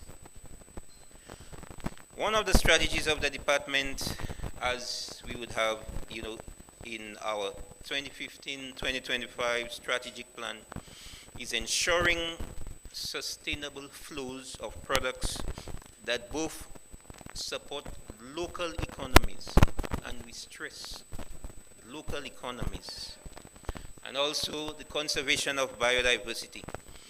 So the overarching policies for the Forestry Department to work with partners to enable regulated and sustainable use of forest areas, defined forest areas, that will support local livelihoods and local economies, while still maintaining the biodiversity, the recreational and aesthetic values of the forest, and the environmental services it provides, all of which are part of the agrotourism that a lot has been said. It is also in that context that the collaboration between Fonds Jacques and the Forestry Department, continued to grow. It is also in that context that we further that the agrotourism park and managing the protected areas will further grow, will further blossom. It is also in that context the importance of the resources of the area can be strongly emphasized, with the intention to achieve the objectives of conserving the unique natural resources found within the area, and we're talking about the Fonds Jacques and the environs, as well as enhancing, creating, sustaining livelihoods for the community of Font-Saint-Jacques and the environs. We have also framed this within the context of a memorandum of understanding that we are very committed to finalizing. So on behalf of the Forestry Division, let me again take this opportunity to wish every bit of success to this initiative and the launching that is taking place right now, and also the desired outcomes to be achieved under the various projects that the community would have planned to undertake.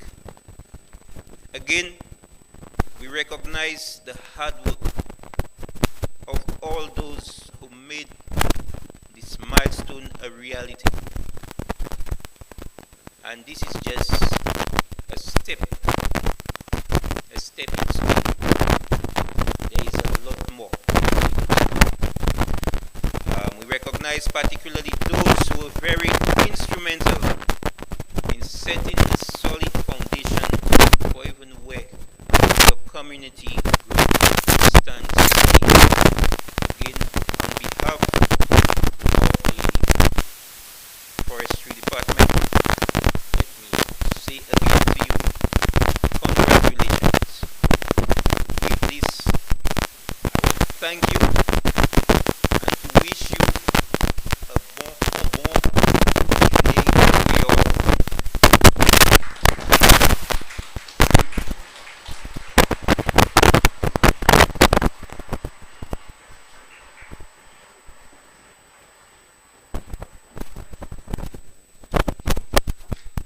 After hearing from our Chief Forestry Officer, all we have to do is look deep within nature, and then you will understand everything. Now, I did not say that, Albert Einstein did.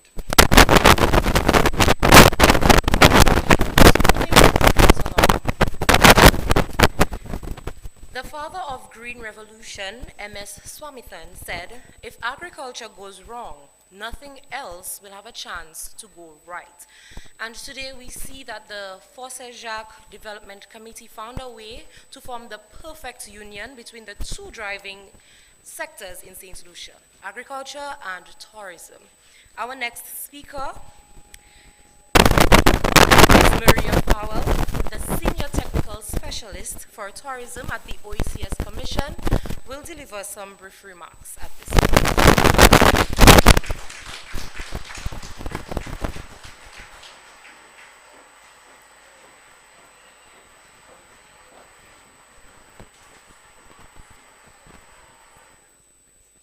Protocol has been established by our very wonderful mistresses of ceremonies.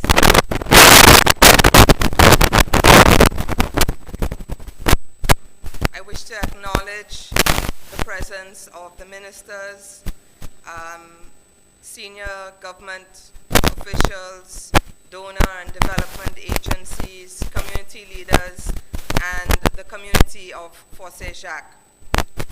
Good afternoon.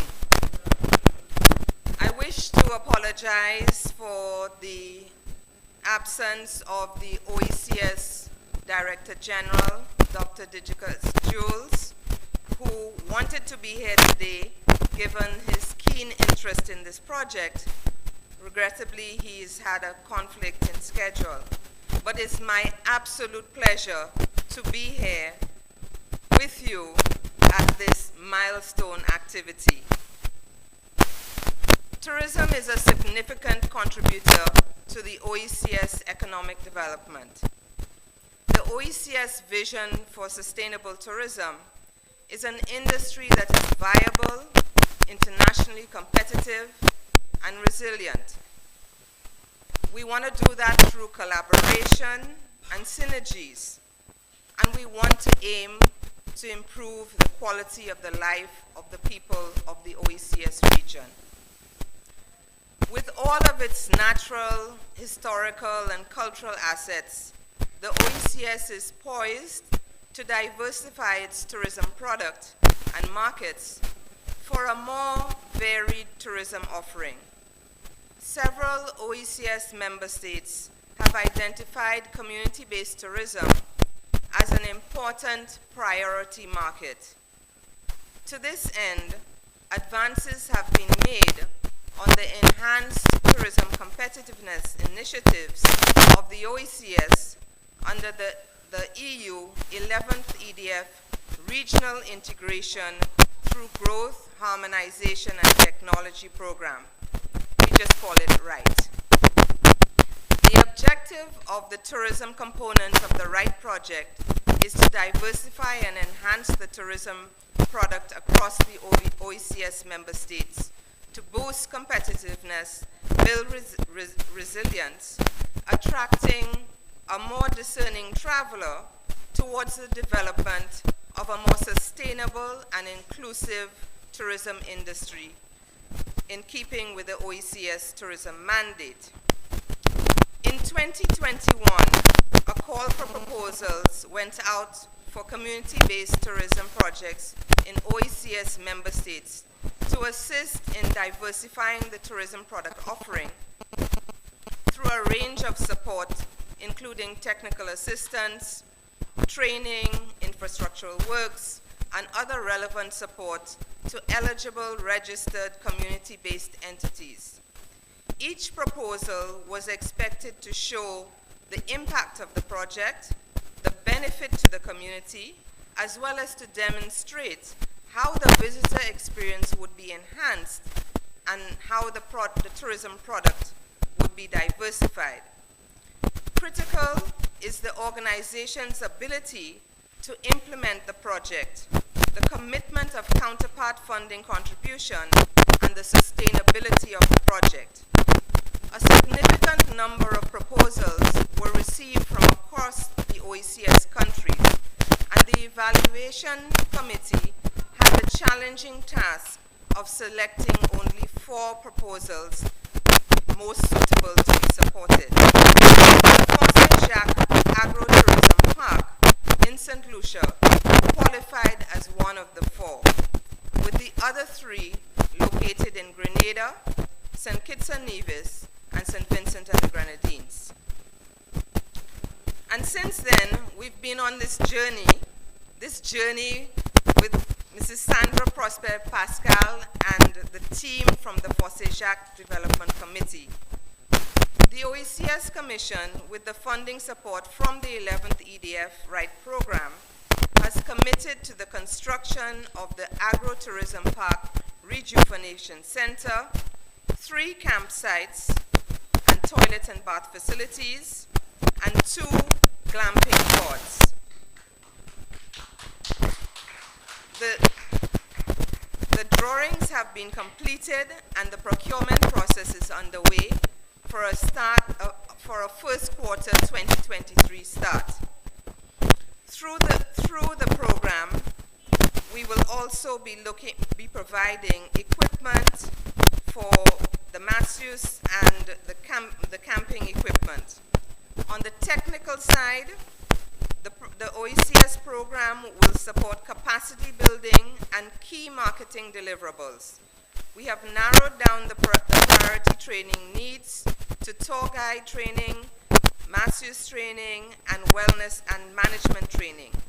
Trainers have been identified, and we expect some training to take place in the last quarter of this year and the balance in the first quarter of 2023. We still have some miles to walk before we achieve the dreams of the community. However, today, with the public declaration of the intent of all parties, we are closer to doing so. I look forward to a long weekend at the campsite, waking up to that fresh air and the beautiful vista views, a relaxing massage at the Rejuvenation Center, and an evening of storytelling and roast breadfruit around the campfire. I can see it. I hope you can too.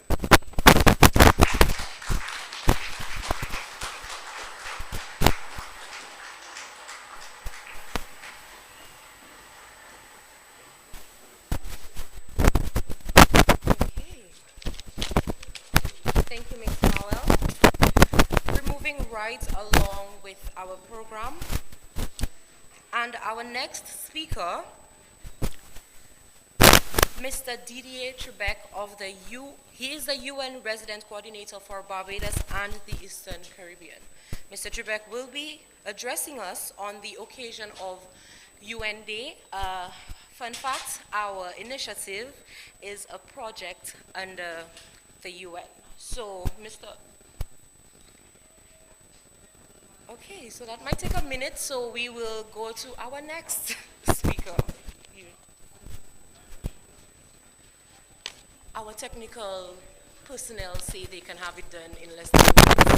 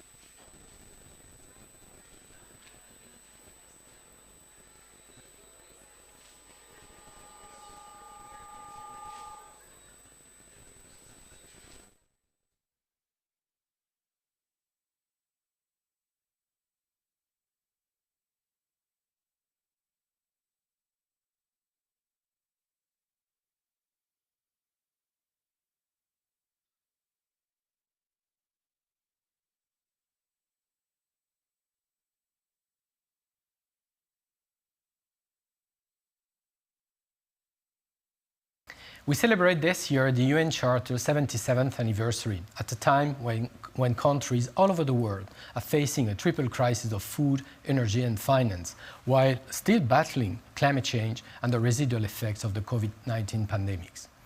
As we join the governments and the people of the Caribbean to build resilience and share responsibility for the world's to-do list, our collective action must continue to turbocharge progress on the SDGs. I want to seize this opportunity to thank the governments of the region for their belief and commitments to multilateralism, its values underpinned by peace and human rights. It cannot be business as usual in this time of uncertainties. You can be assured of the UN commitments to work besides you, to support you in addressing critical challenges like climate change, youth empowerment, digital and green transitions, livelihood and food security. Over the past 2 years, under the UN reform, resilience building and access to financing have been at the core of our cooperation agenda. Against this backdrop of unity and solidarity, the UN has initiated a new cycle of cooperation for the Caribbean, with the economic and people's resilience at its core, to prevent crises and invest in risk reduction, to support countries and adapt to the impact of climate change and build stronger institutions. The UN has spearheaded critical partnerships to that effect. For example, recently with the Caribbean Development Bank to increase access to financing for seeds and to boost climate actions. We're also providing more integrated and tailored policy support for each country by responding as one UN to the needs and strategic priorities. I'm also really thrilled that 2 UN joint offices have been opened in Antigua and Barbuda and St. Vincent and the Grenadines this year, 2022, thereby reaffirming together with the governments our joint commitments. As we look towards the future, I'm truly full of hope when I witness how youth of the Caribbean are stepping up and make their voices heard. It's our responsibility to provide them with the spaces and to work with them. How? By supporting youth participation in the productive sectors, creative industries, research, innovation, and decision-making at the highest level. We place ourselves in a more strategic position to build the level of resilience that we need. I wish to take this opportunity to commend the members of our regional youth advisory group who have been actively engaging with us as UN to ensure that youth perspectives are mainstream in our policies that we promote. 2 members, Pierre Cook and Ronelle King, must also be praised for being named amongst the Secretary General's Scaling Up Nutrition Lead Group and Young Leaders for the Sustainable Development Goals. We commend and truly congratulate them. By empowering youth, women, girls, LGBTI community, the elderly, people with disability, indigenous population in the Caribbean, we can further address the multidimensional issues that threaten the progress in the region and ensure that we leave no one behind. On this day, let us all commit to reinvigorate our collective efforts to ensure that all people everywhere are engaged, protected, and supported towards a brighter future.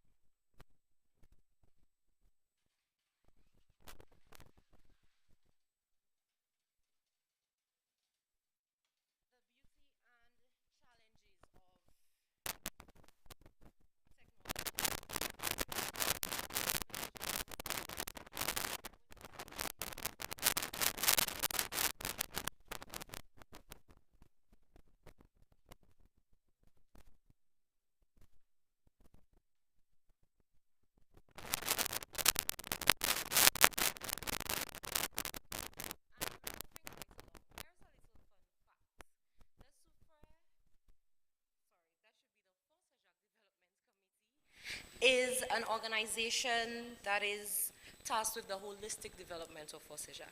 Now, this committee joins 2 or 3 others that I could remember off the top of my head in ensuring that SUFRA is really developed, not just for its people, but the country at large.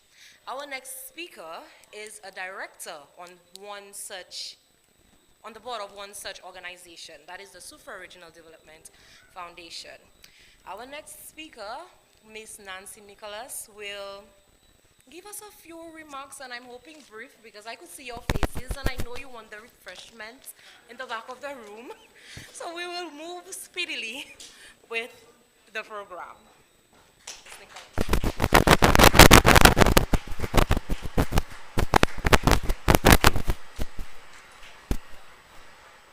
Thank you very much, Mistress of Ceremonies, District Representative, Ms. Emma Hippolyte, Minister for Agriculture, Honorable Alfred Prosper, Dame Perlette Calliope-Louisi, Governor General Emeritus, invitees, members of the United Nations and its agencies, members of the Diplomatic Corps, specially invited guests, members of the SUFRE FOSEJAC community, and specifically members of the FOSEJAC Development Committee, ladies and gentlemen, brothers and sisters, all good evening.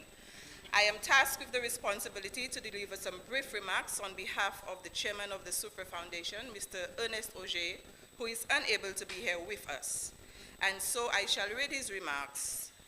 The SRDF applauds the efforts of the Fosse Jacques Development Committee for what is a fine example of community mobilization to spearhead such an event. The vision to pioneer this project speaks to diversification of a community-based tourism project, and it embodies a promising prospect for the generation of employment and food security, and that deserves our applause. The partners and donors who have made this venture possible are also to be commended. The UNDP Global Environmental Fund, GEF, Small Grants Program continues to fund life-changing initiatives.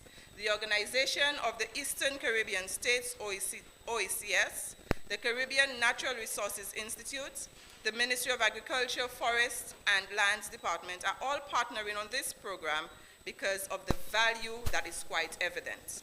The project's impact is felt throughout the community.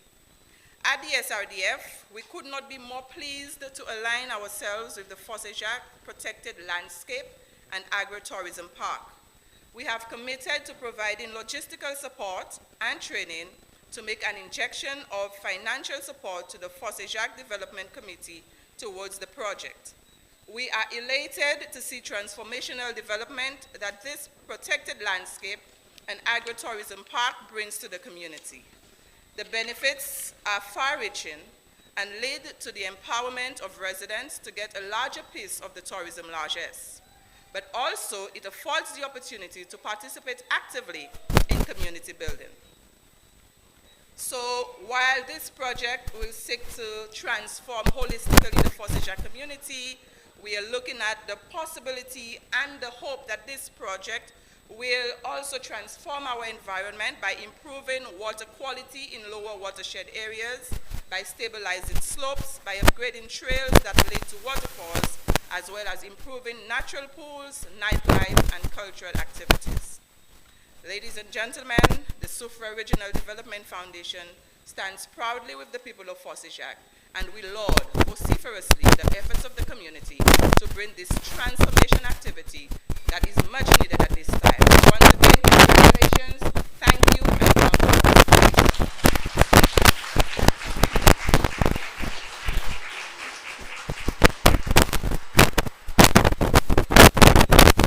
Thank you very much, Ms. Nicholas, for these riveting words. I'm sure we all remember the quote, "It takes a village to raise a child." And I think what the Fosse Jacques Development Committee is showing is it takes a community to change the country. Ladies and gentlemen, words are one thing, but actions are something completely different. And everything that you've heard today and everything that you're going to continue hearing has led us to this point. Right now, we have the signing of the commitment letter between the government of St. Lucia and the Fosse Jacques Development Committee.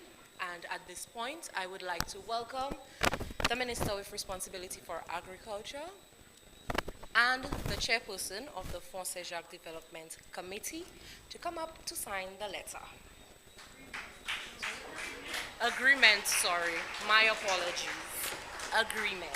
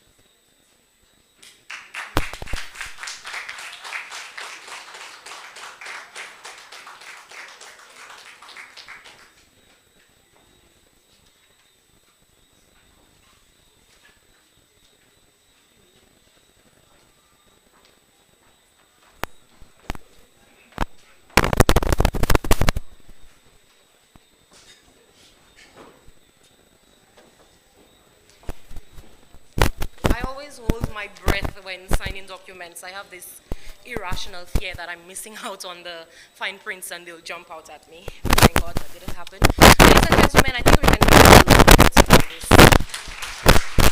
In fact, I think we need a standing ovation. Can we stand? The significance of this initiative cannot be understated. So let's hear it for Fosse Jacques, please.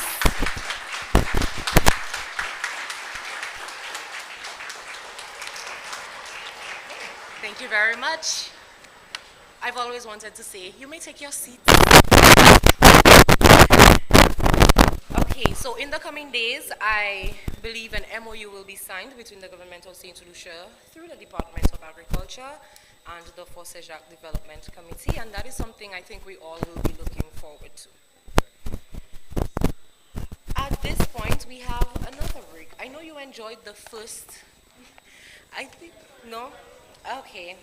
I'm a little hurt because I think you would have enjoyed the second performance, but we will leave it for later. I think at one point we all remembered that agriculture was the main sector on island, and I'm talking about the Green Gold days.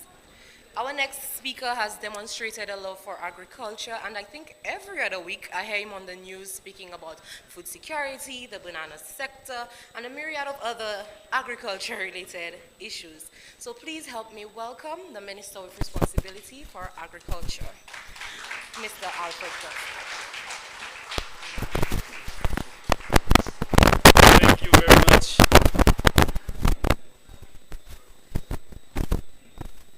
Let me recognize my cabinet colleague, Honorable Emma Hippolyte, and Parliamentary Rep for Soufre Fosse Jacques. And I must tell her, I am here today because every Monday she would ask me this question, so I am here tonight.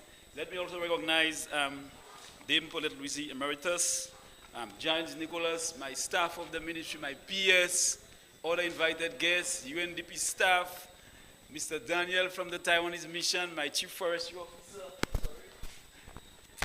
And let me say a pleasant good evening to everyone. I'm usually giving a speech, but you know, I always prefer to speak from the heart. But I must say it's a pleasure to be here, to be participating in this activity, because when I was in forestry 5 years ago, I remember we started this project. And just a few days ago, Giles can tell you, my PS, that we were engaged in terms of ensuring that this activity happened today. And I am very, very happy that today, Fosse Jacques can say that we are coming to where we were supposed to have been a few years ago. And I'm happy to be that person who started as a forestry officer and to also be making remarks as the Minister for Agriculture. So let me begin today by firstly congratulating the Fosse Jacques Development Committee and all those who assisted in securing the much needed funds in pursuing a very ambitious dream of conceptualizing the idea of an agro-tourism park and taking action to transition this dream into a practical reality. You have shown your resourcefulness as an effective community organization, and you have also exemplified the true spirit of unity. I have worked with community groups for the better part of my life, and I know and understand the difficulties, frustrations, and challenges that community groups undergo. Your success as a community organization is a living testimony worth much admiration and an example to be emulated by other such groups. Sorry. The agricultural sector is a catalyst for economic change in St. Lucia, contributing to national outputs, foreign exchange earnings, the balance of payments, and employment. It remains as a critical sector to St. Lucia's social and economic development, with the prospects of improving living conditions by creating more and better jobs for women, youth, and rural communities. A significant goal for the agricultural sector is to achieve food security for all St. Lucians and visitors to our shores. This is in accordance with Sustainable Development Goal number 2, which seeks to adopt sustainable solutions to reduce poverty and end hunger in all its forms by 2030 and to achieve food security. To realize this goal, increased access to food and extensive promotion of sustainable agriculture has to be actioned. Furthermore, with the onset of climate change, a new paradigm focused on resilience has emerged. In this regard, attention is directed at national resilience indicators, including soil attributes and mitigation and adaptation strategies, focusing on improved soil and land management practices to enhance capacity to cope with climate change and reduce emissions. The commitment to contribute to the achievement of SDG Target 15.3, which specifically addresses soil and land degradation along with the land degradation neutrality approach of the United Nations Convention to combat desertification, recognizes the importance of soil resources, reliable soil information, and an integrated strategy and mechanisms to ensure sustainable soil and land use management. In addition, the ministry recognizes that an increase in climatic variability will have a profound impact on agricultural production. It is recognized that extreme events such as hurricanes, tropical storms, floods, and droughts are becoming more frequent and more severe, with serious implications for both crop and livestock production. Therefore, adaptation to short-term climatic variability and long-term climatic change is a necessity for farmers in Caribbean small island states, while at the same time retaining production to sustain social and economic well-being. To assist farmers in addressing this reality, a regional soil care project will explore the utility of climate-smart agriculture as an option to addressing the issue of a changing climate and implications for agricultural production.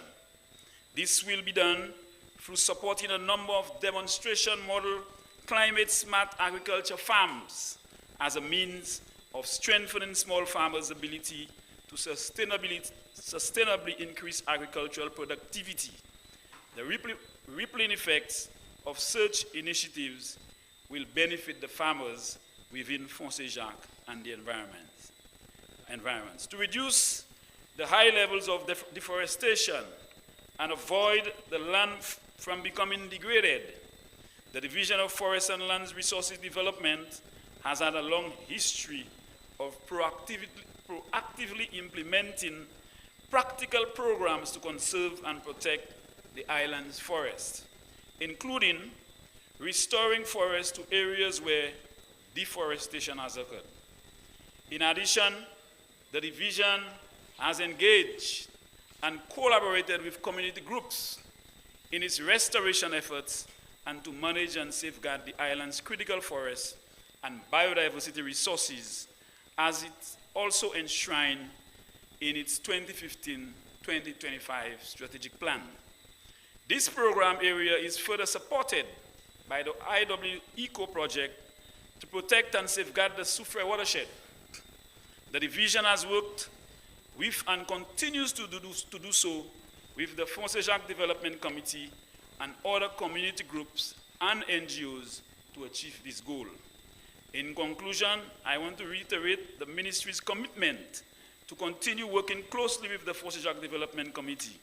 We just saw the signing of an agreement, I was told to make sure I get it right, between the government of St. Lucia towards the development of the community through sustainable livelihood opportunities and conservation and management of critical biodiversity.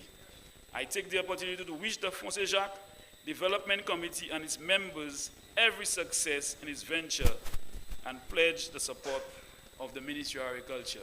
I want, before I say thank you, to say how happy I am as the Minister for Agriculture to work with the Jacques Development Committee to make this project a reality. I heard mention of $1 million in terms of financial resources. I am very happy and excited that we are going to use those funds to transform Jacques. I hope these funds will create an impact on our farmers, our community post people, you know, and the fact that we have given you, or we will be going into an MOU for one of our trails, I am hoping that this will signal a really important direction to demonstrate as a ministry that when we engage the community, our forest resources are better managed. I look forward to coming back in the following weeks to meet the farmers, as I've always been called by my colleague minister, and I hope I can participate and I can enjoy what is to come from this agro-tourism project. I thank you very much for your comments.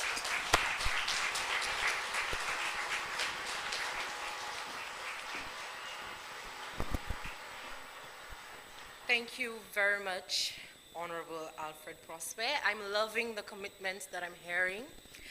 And is that your way of asking for us to make you an honorary member of Jacques? I'm not sure. I did not see your file on my desk, so we will have to go through this again. Passionate, dynamic, action-oriented, and visionary are just a few words to describe our next speaker. An American philosopher once said, and I quote, "Do not follow where the path may lead, go instead where there is no path and leave a trail." This quote summarizes beautifully the actions of this woman, not only in her political career, but in her life. Ladies and gentlemen, it is my honor to introduce the Member of Parliament for Soufrière-Jacques and the Minister for Commerce, Manufacturing, Business Development, Cooperatives and Consumer Affairs, Honorable Emma Hippolyte.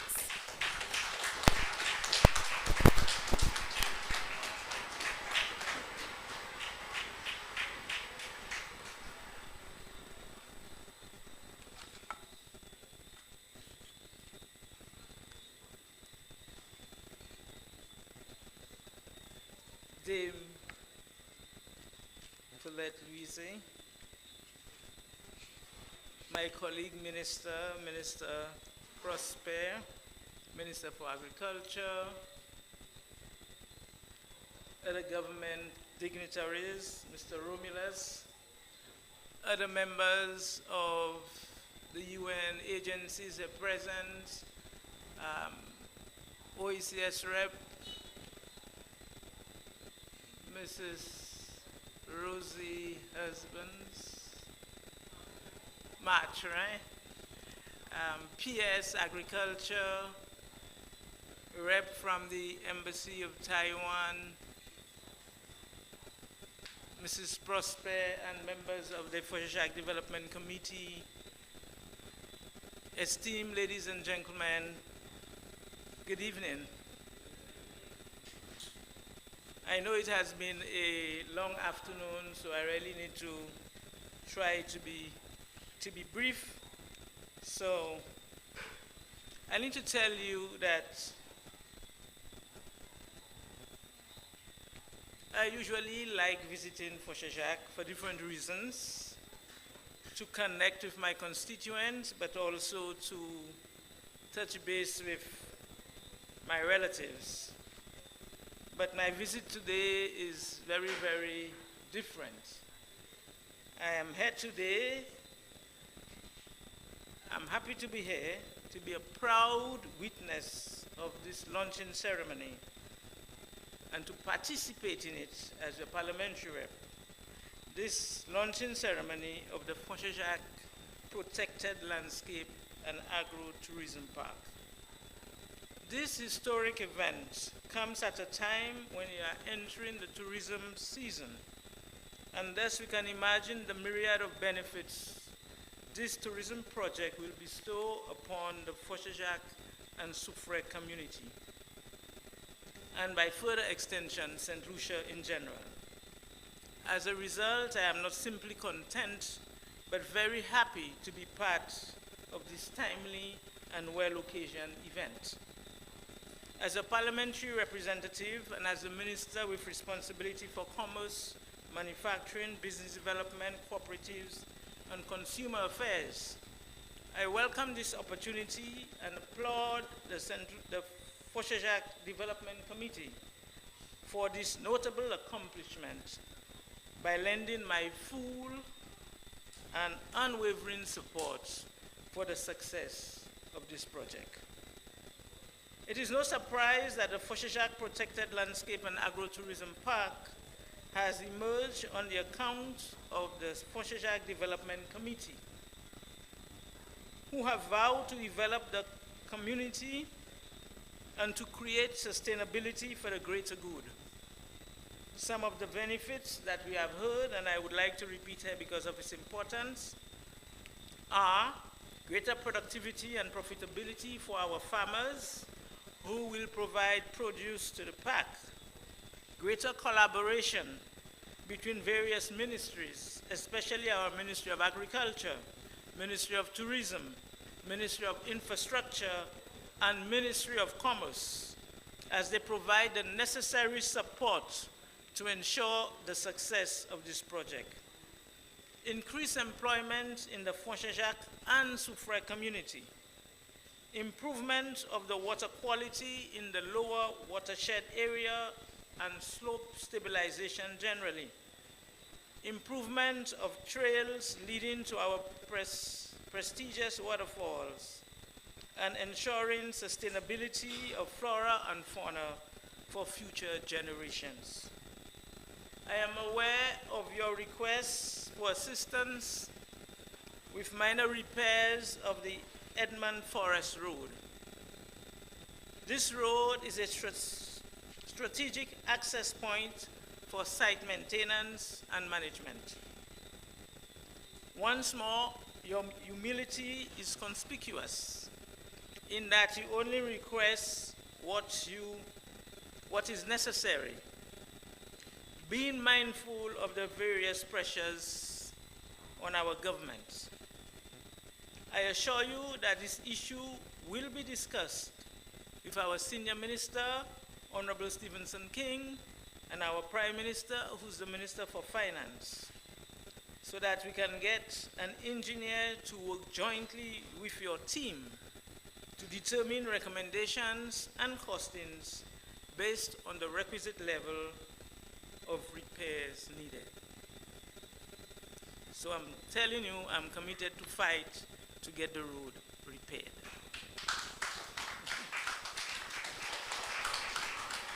Furthermore, you have declared the Agrotourism Park as a protected landscape. I congratulate you on this proposition because it is an attempt to preserve and sustain a pristine environment for the enjoyment of ensuing generations. As we can agree, any endeavor to facilitate the development of our economy must be safeguarded fully and without restraint. Once again, I will deliberate with my colleague, Senior Minister Stephenson King, to seek support from the Physical Development Department and our Minister who's here, Honorable Alfred Prosper, our Minister for Agriculture, so that his Forestry Department could apprise you of the procedures and requirements to meet that objective. I take this opportunity to thank the Fosha Jacques Development Committee for this breathtaking accomplishment. Your determination to transform and improve the economic landscape of Fosha Jacques and Soufrière is unprecedented, and I want to ask all present again to show our appreciation to those who have done so.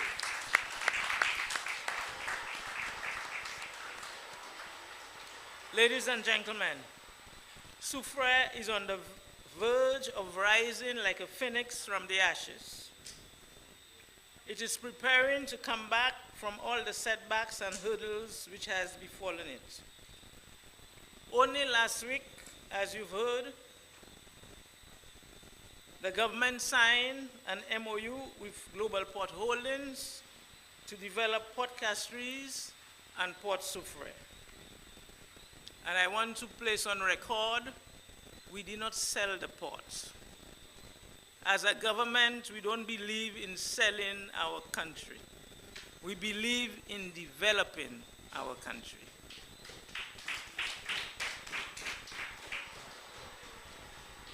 Now today we are here launching the Jacques Agro-Tourism Park, and next week, God willing, we will launch the renewable energy project in Soufrière. Yes, ladies and gentlemen, together we are transforming Soufrière for Jacques.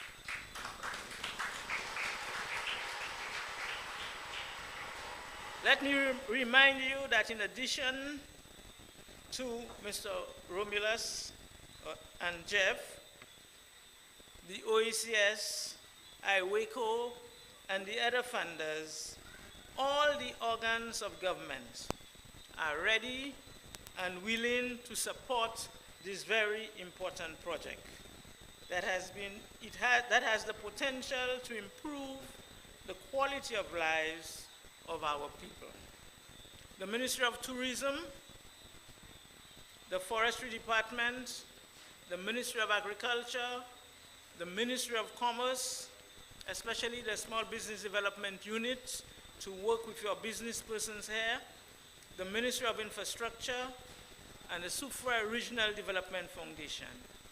In short, the government and people of St. Lucia are here to support you, and most importantly, Almighty God is here with you as well. So, with God on our side, who can be against us? I conclude by thanking Mrs. Prosper and her team at the Jacques Development Committee.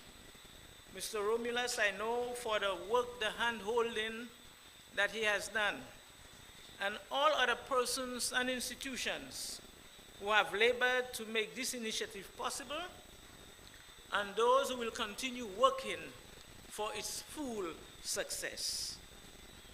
I appreciate that we will not reach thus far without cooperation and collaboration, and I pray that we will continue to work together for the benefit of us all.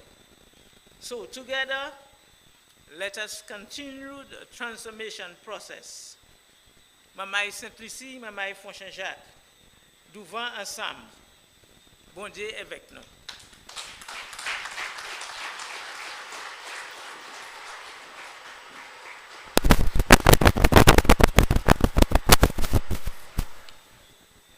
Thank you so very much, Honorable Hippolyte. Now, what is that they say about women doing it best? Did you guys know that Honorable Emma Hippolyte is the first female MP for Soufrière for Jacques? So, do we see a trend here? A female MP, a female chairperson, a female vice chairperson? Women probably do it best. We're steadily coming to my favorite part of any proceeding, the refreshments part. But first, let me just say thank you so much for joining us for such an auspicious occasion, a historic occasion. I remember as a little girl in the preschool right next door, they taught us a song about being grateful or saying thanks with a grateful heart. I can't remember the words right now. But to help me say thank you to you, please help me welcome the Vice Chair of the Jacques Development Committee. Sorry? No, it's not. Miss Lencia Mathre to close off the ceremony with a vote of thanks.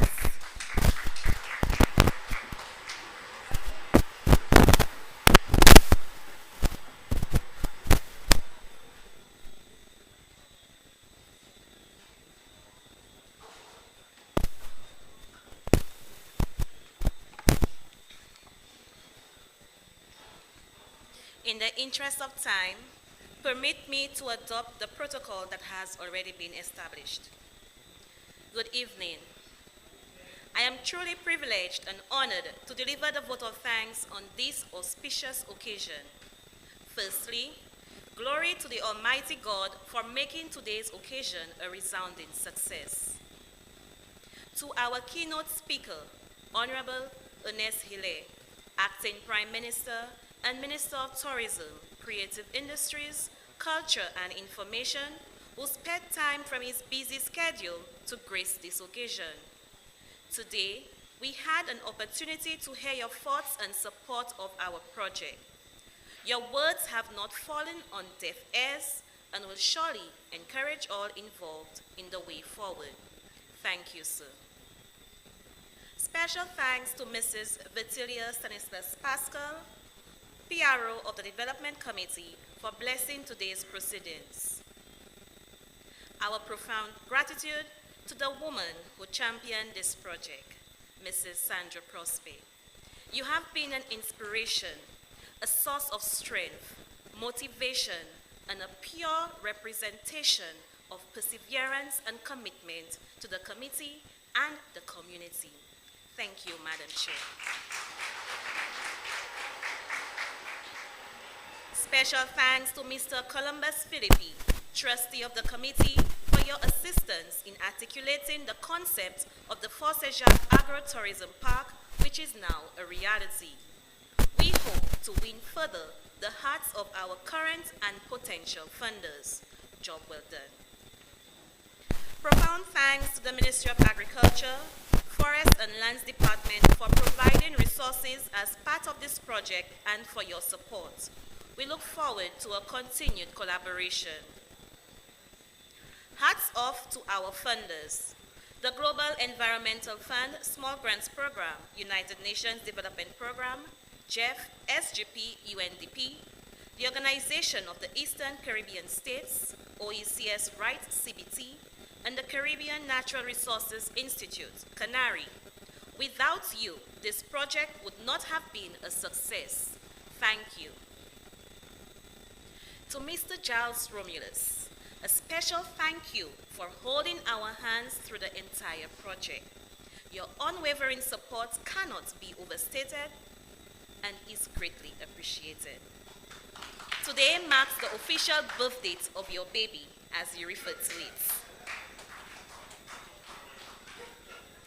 The UNDP resident representative of Barbados and the Eastern Caribbean, Ms. Lamia El Tayeb, Chief Forestry Officer, Mr. Alwyn Donnelly, Senior Technical Specialist, OECS Commission, Ms. Mariah Farwell, UN Resident Coordinator, Barbados and the Eastern Caribbean, Mr. Didier Trebec, Director of the Sufra Regional Development Foundation, Mrs. Nancy Nicholas.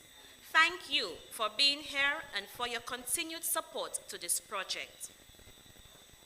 We also express our gratitude to Honorable Alfred Prospe, Minister of Agriculture, Fisheries, Food Security and Rural Development. To our distinguished district representative, Honorable Emma Hippolyte, Minister for Commerce, Manufacturing, Business Development, Cooperatives and Consumer Affairs. Sincere thanks for your constant patronage. Your support is acknowledged and well received. It is our pleasure to work with you for future community developments. Thank you to Digicel for providing us with the bandwidth needed for live streaming today's event. Sincere gratitude to all our distinguished invitees present here for accepting our invitations and sharing this momentous occasion with us. To the performers, the sensations, the cleaners, the decorators and technical team, thank you very much. Thank you to our stakeholders, community residents and committee members for buying into this initiative. We look forward to working with you. To our partners, families and loved ones, we say thank you, thank you, thank you for tolerating us when we were so tense and could not see our lives beyond the research papers and meeting deadlines. Your support and sacrifices helped us through the challenges brought upon us by the project demands. For an event of this magnitude, we might have inadvertently missed out on some names. It is not intended to diminish or overlook your useful contributions, which we appreciate immensely. To conclude, we extend our deepest gratitude to our mistresses of ceremony, Genevieve Gonzague and Sancha Chalmine, and the members of the press for their invaluable contribution towards this event. Once again, thank you very much to all. Merci, gracias, thank you.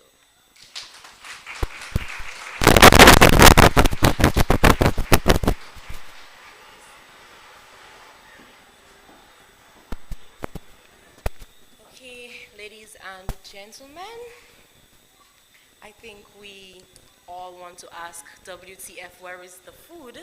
And it is to the back of the room. Please proceed to the table to get what you would like. As you do so,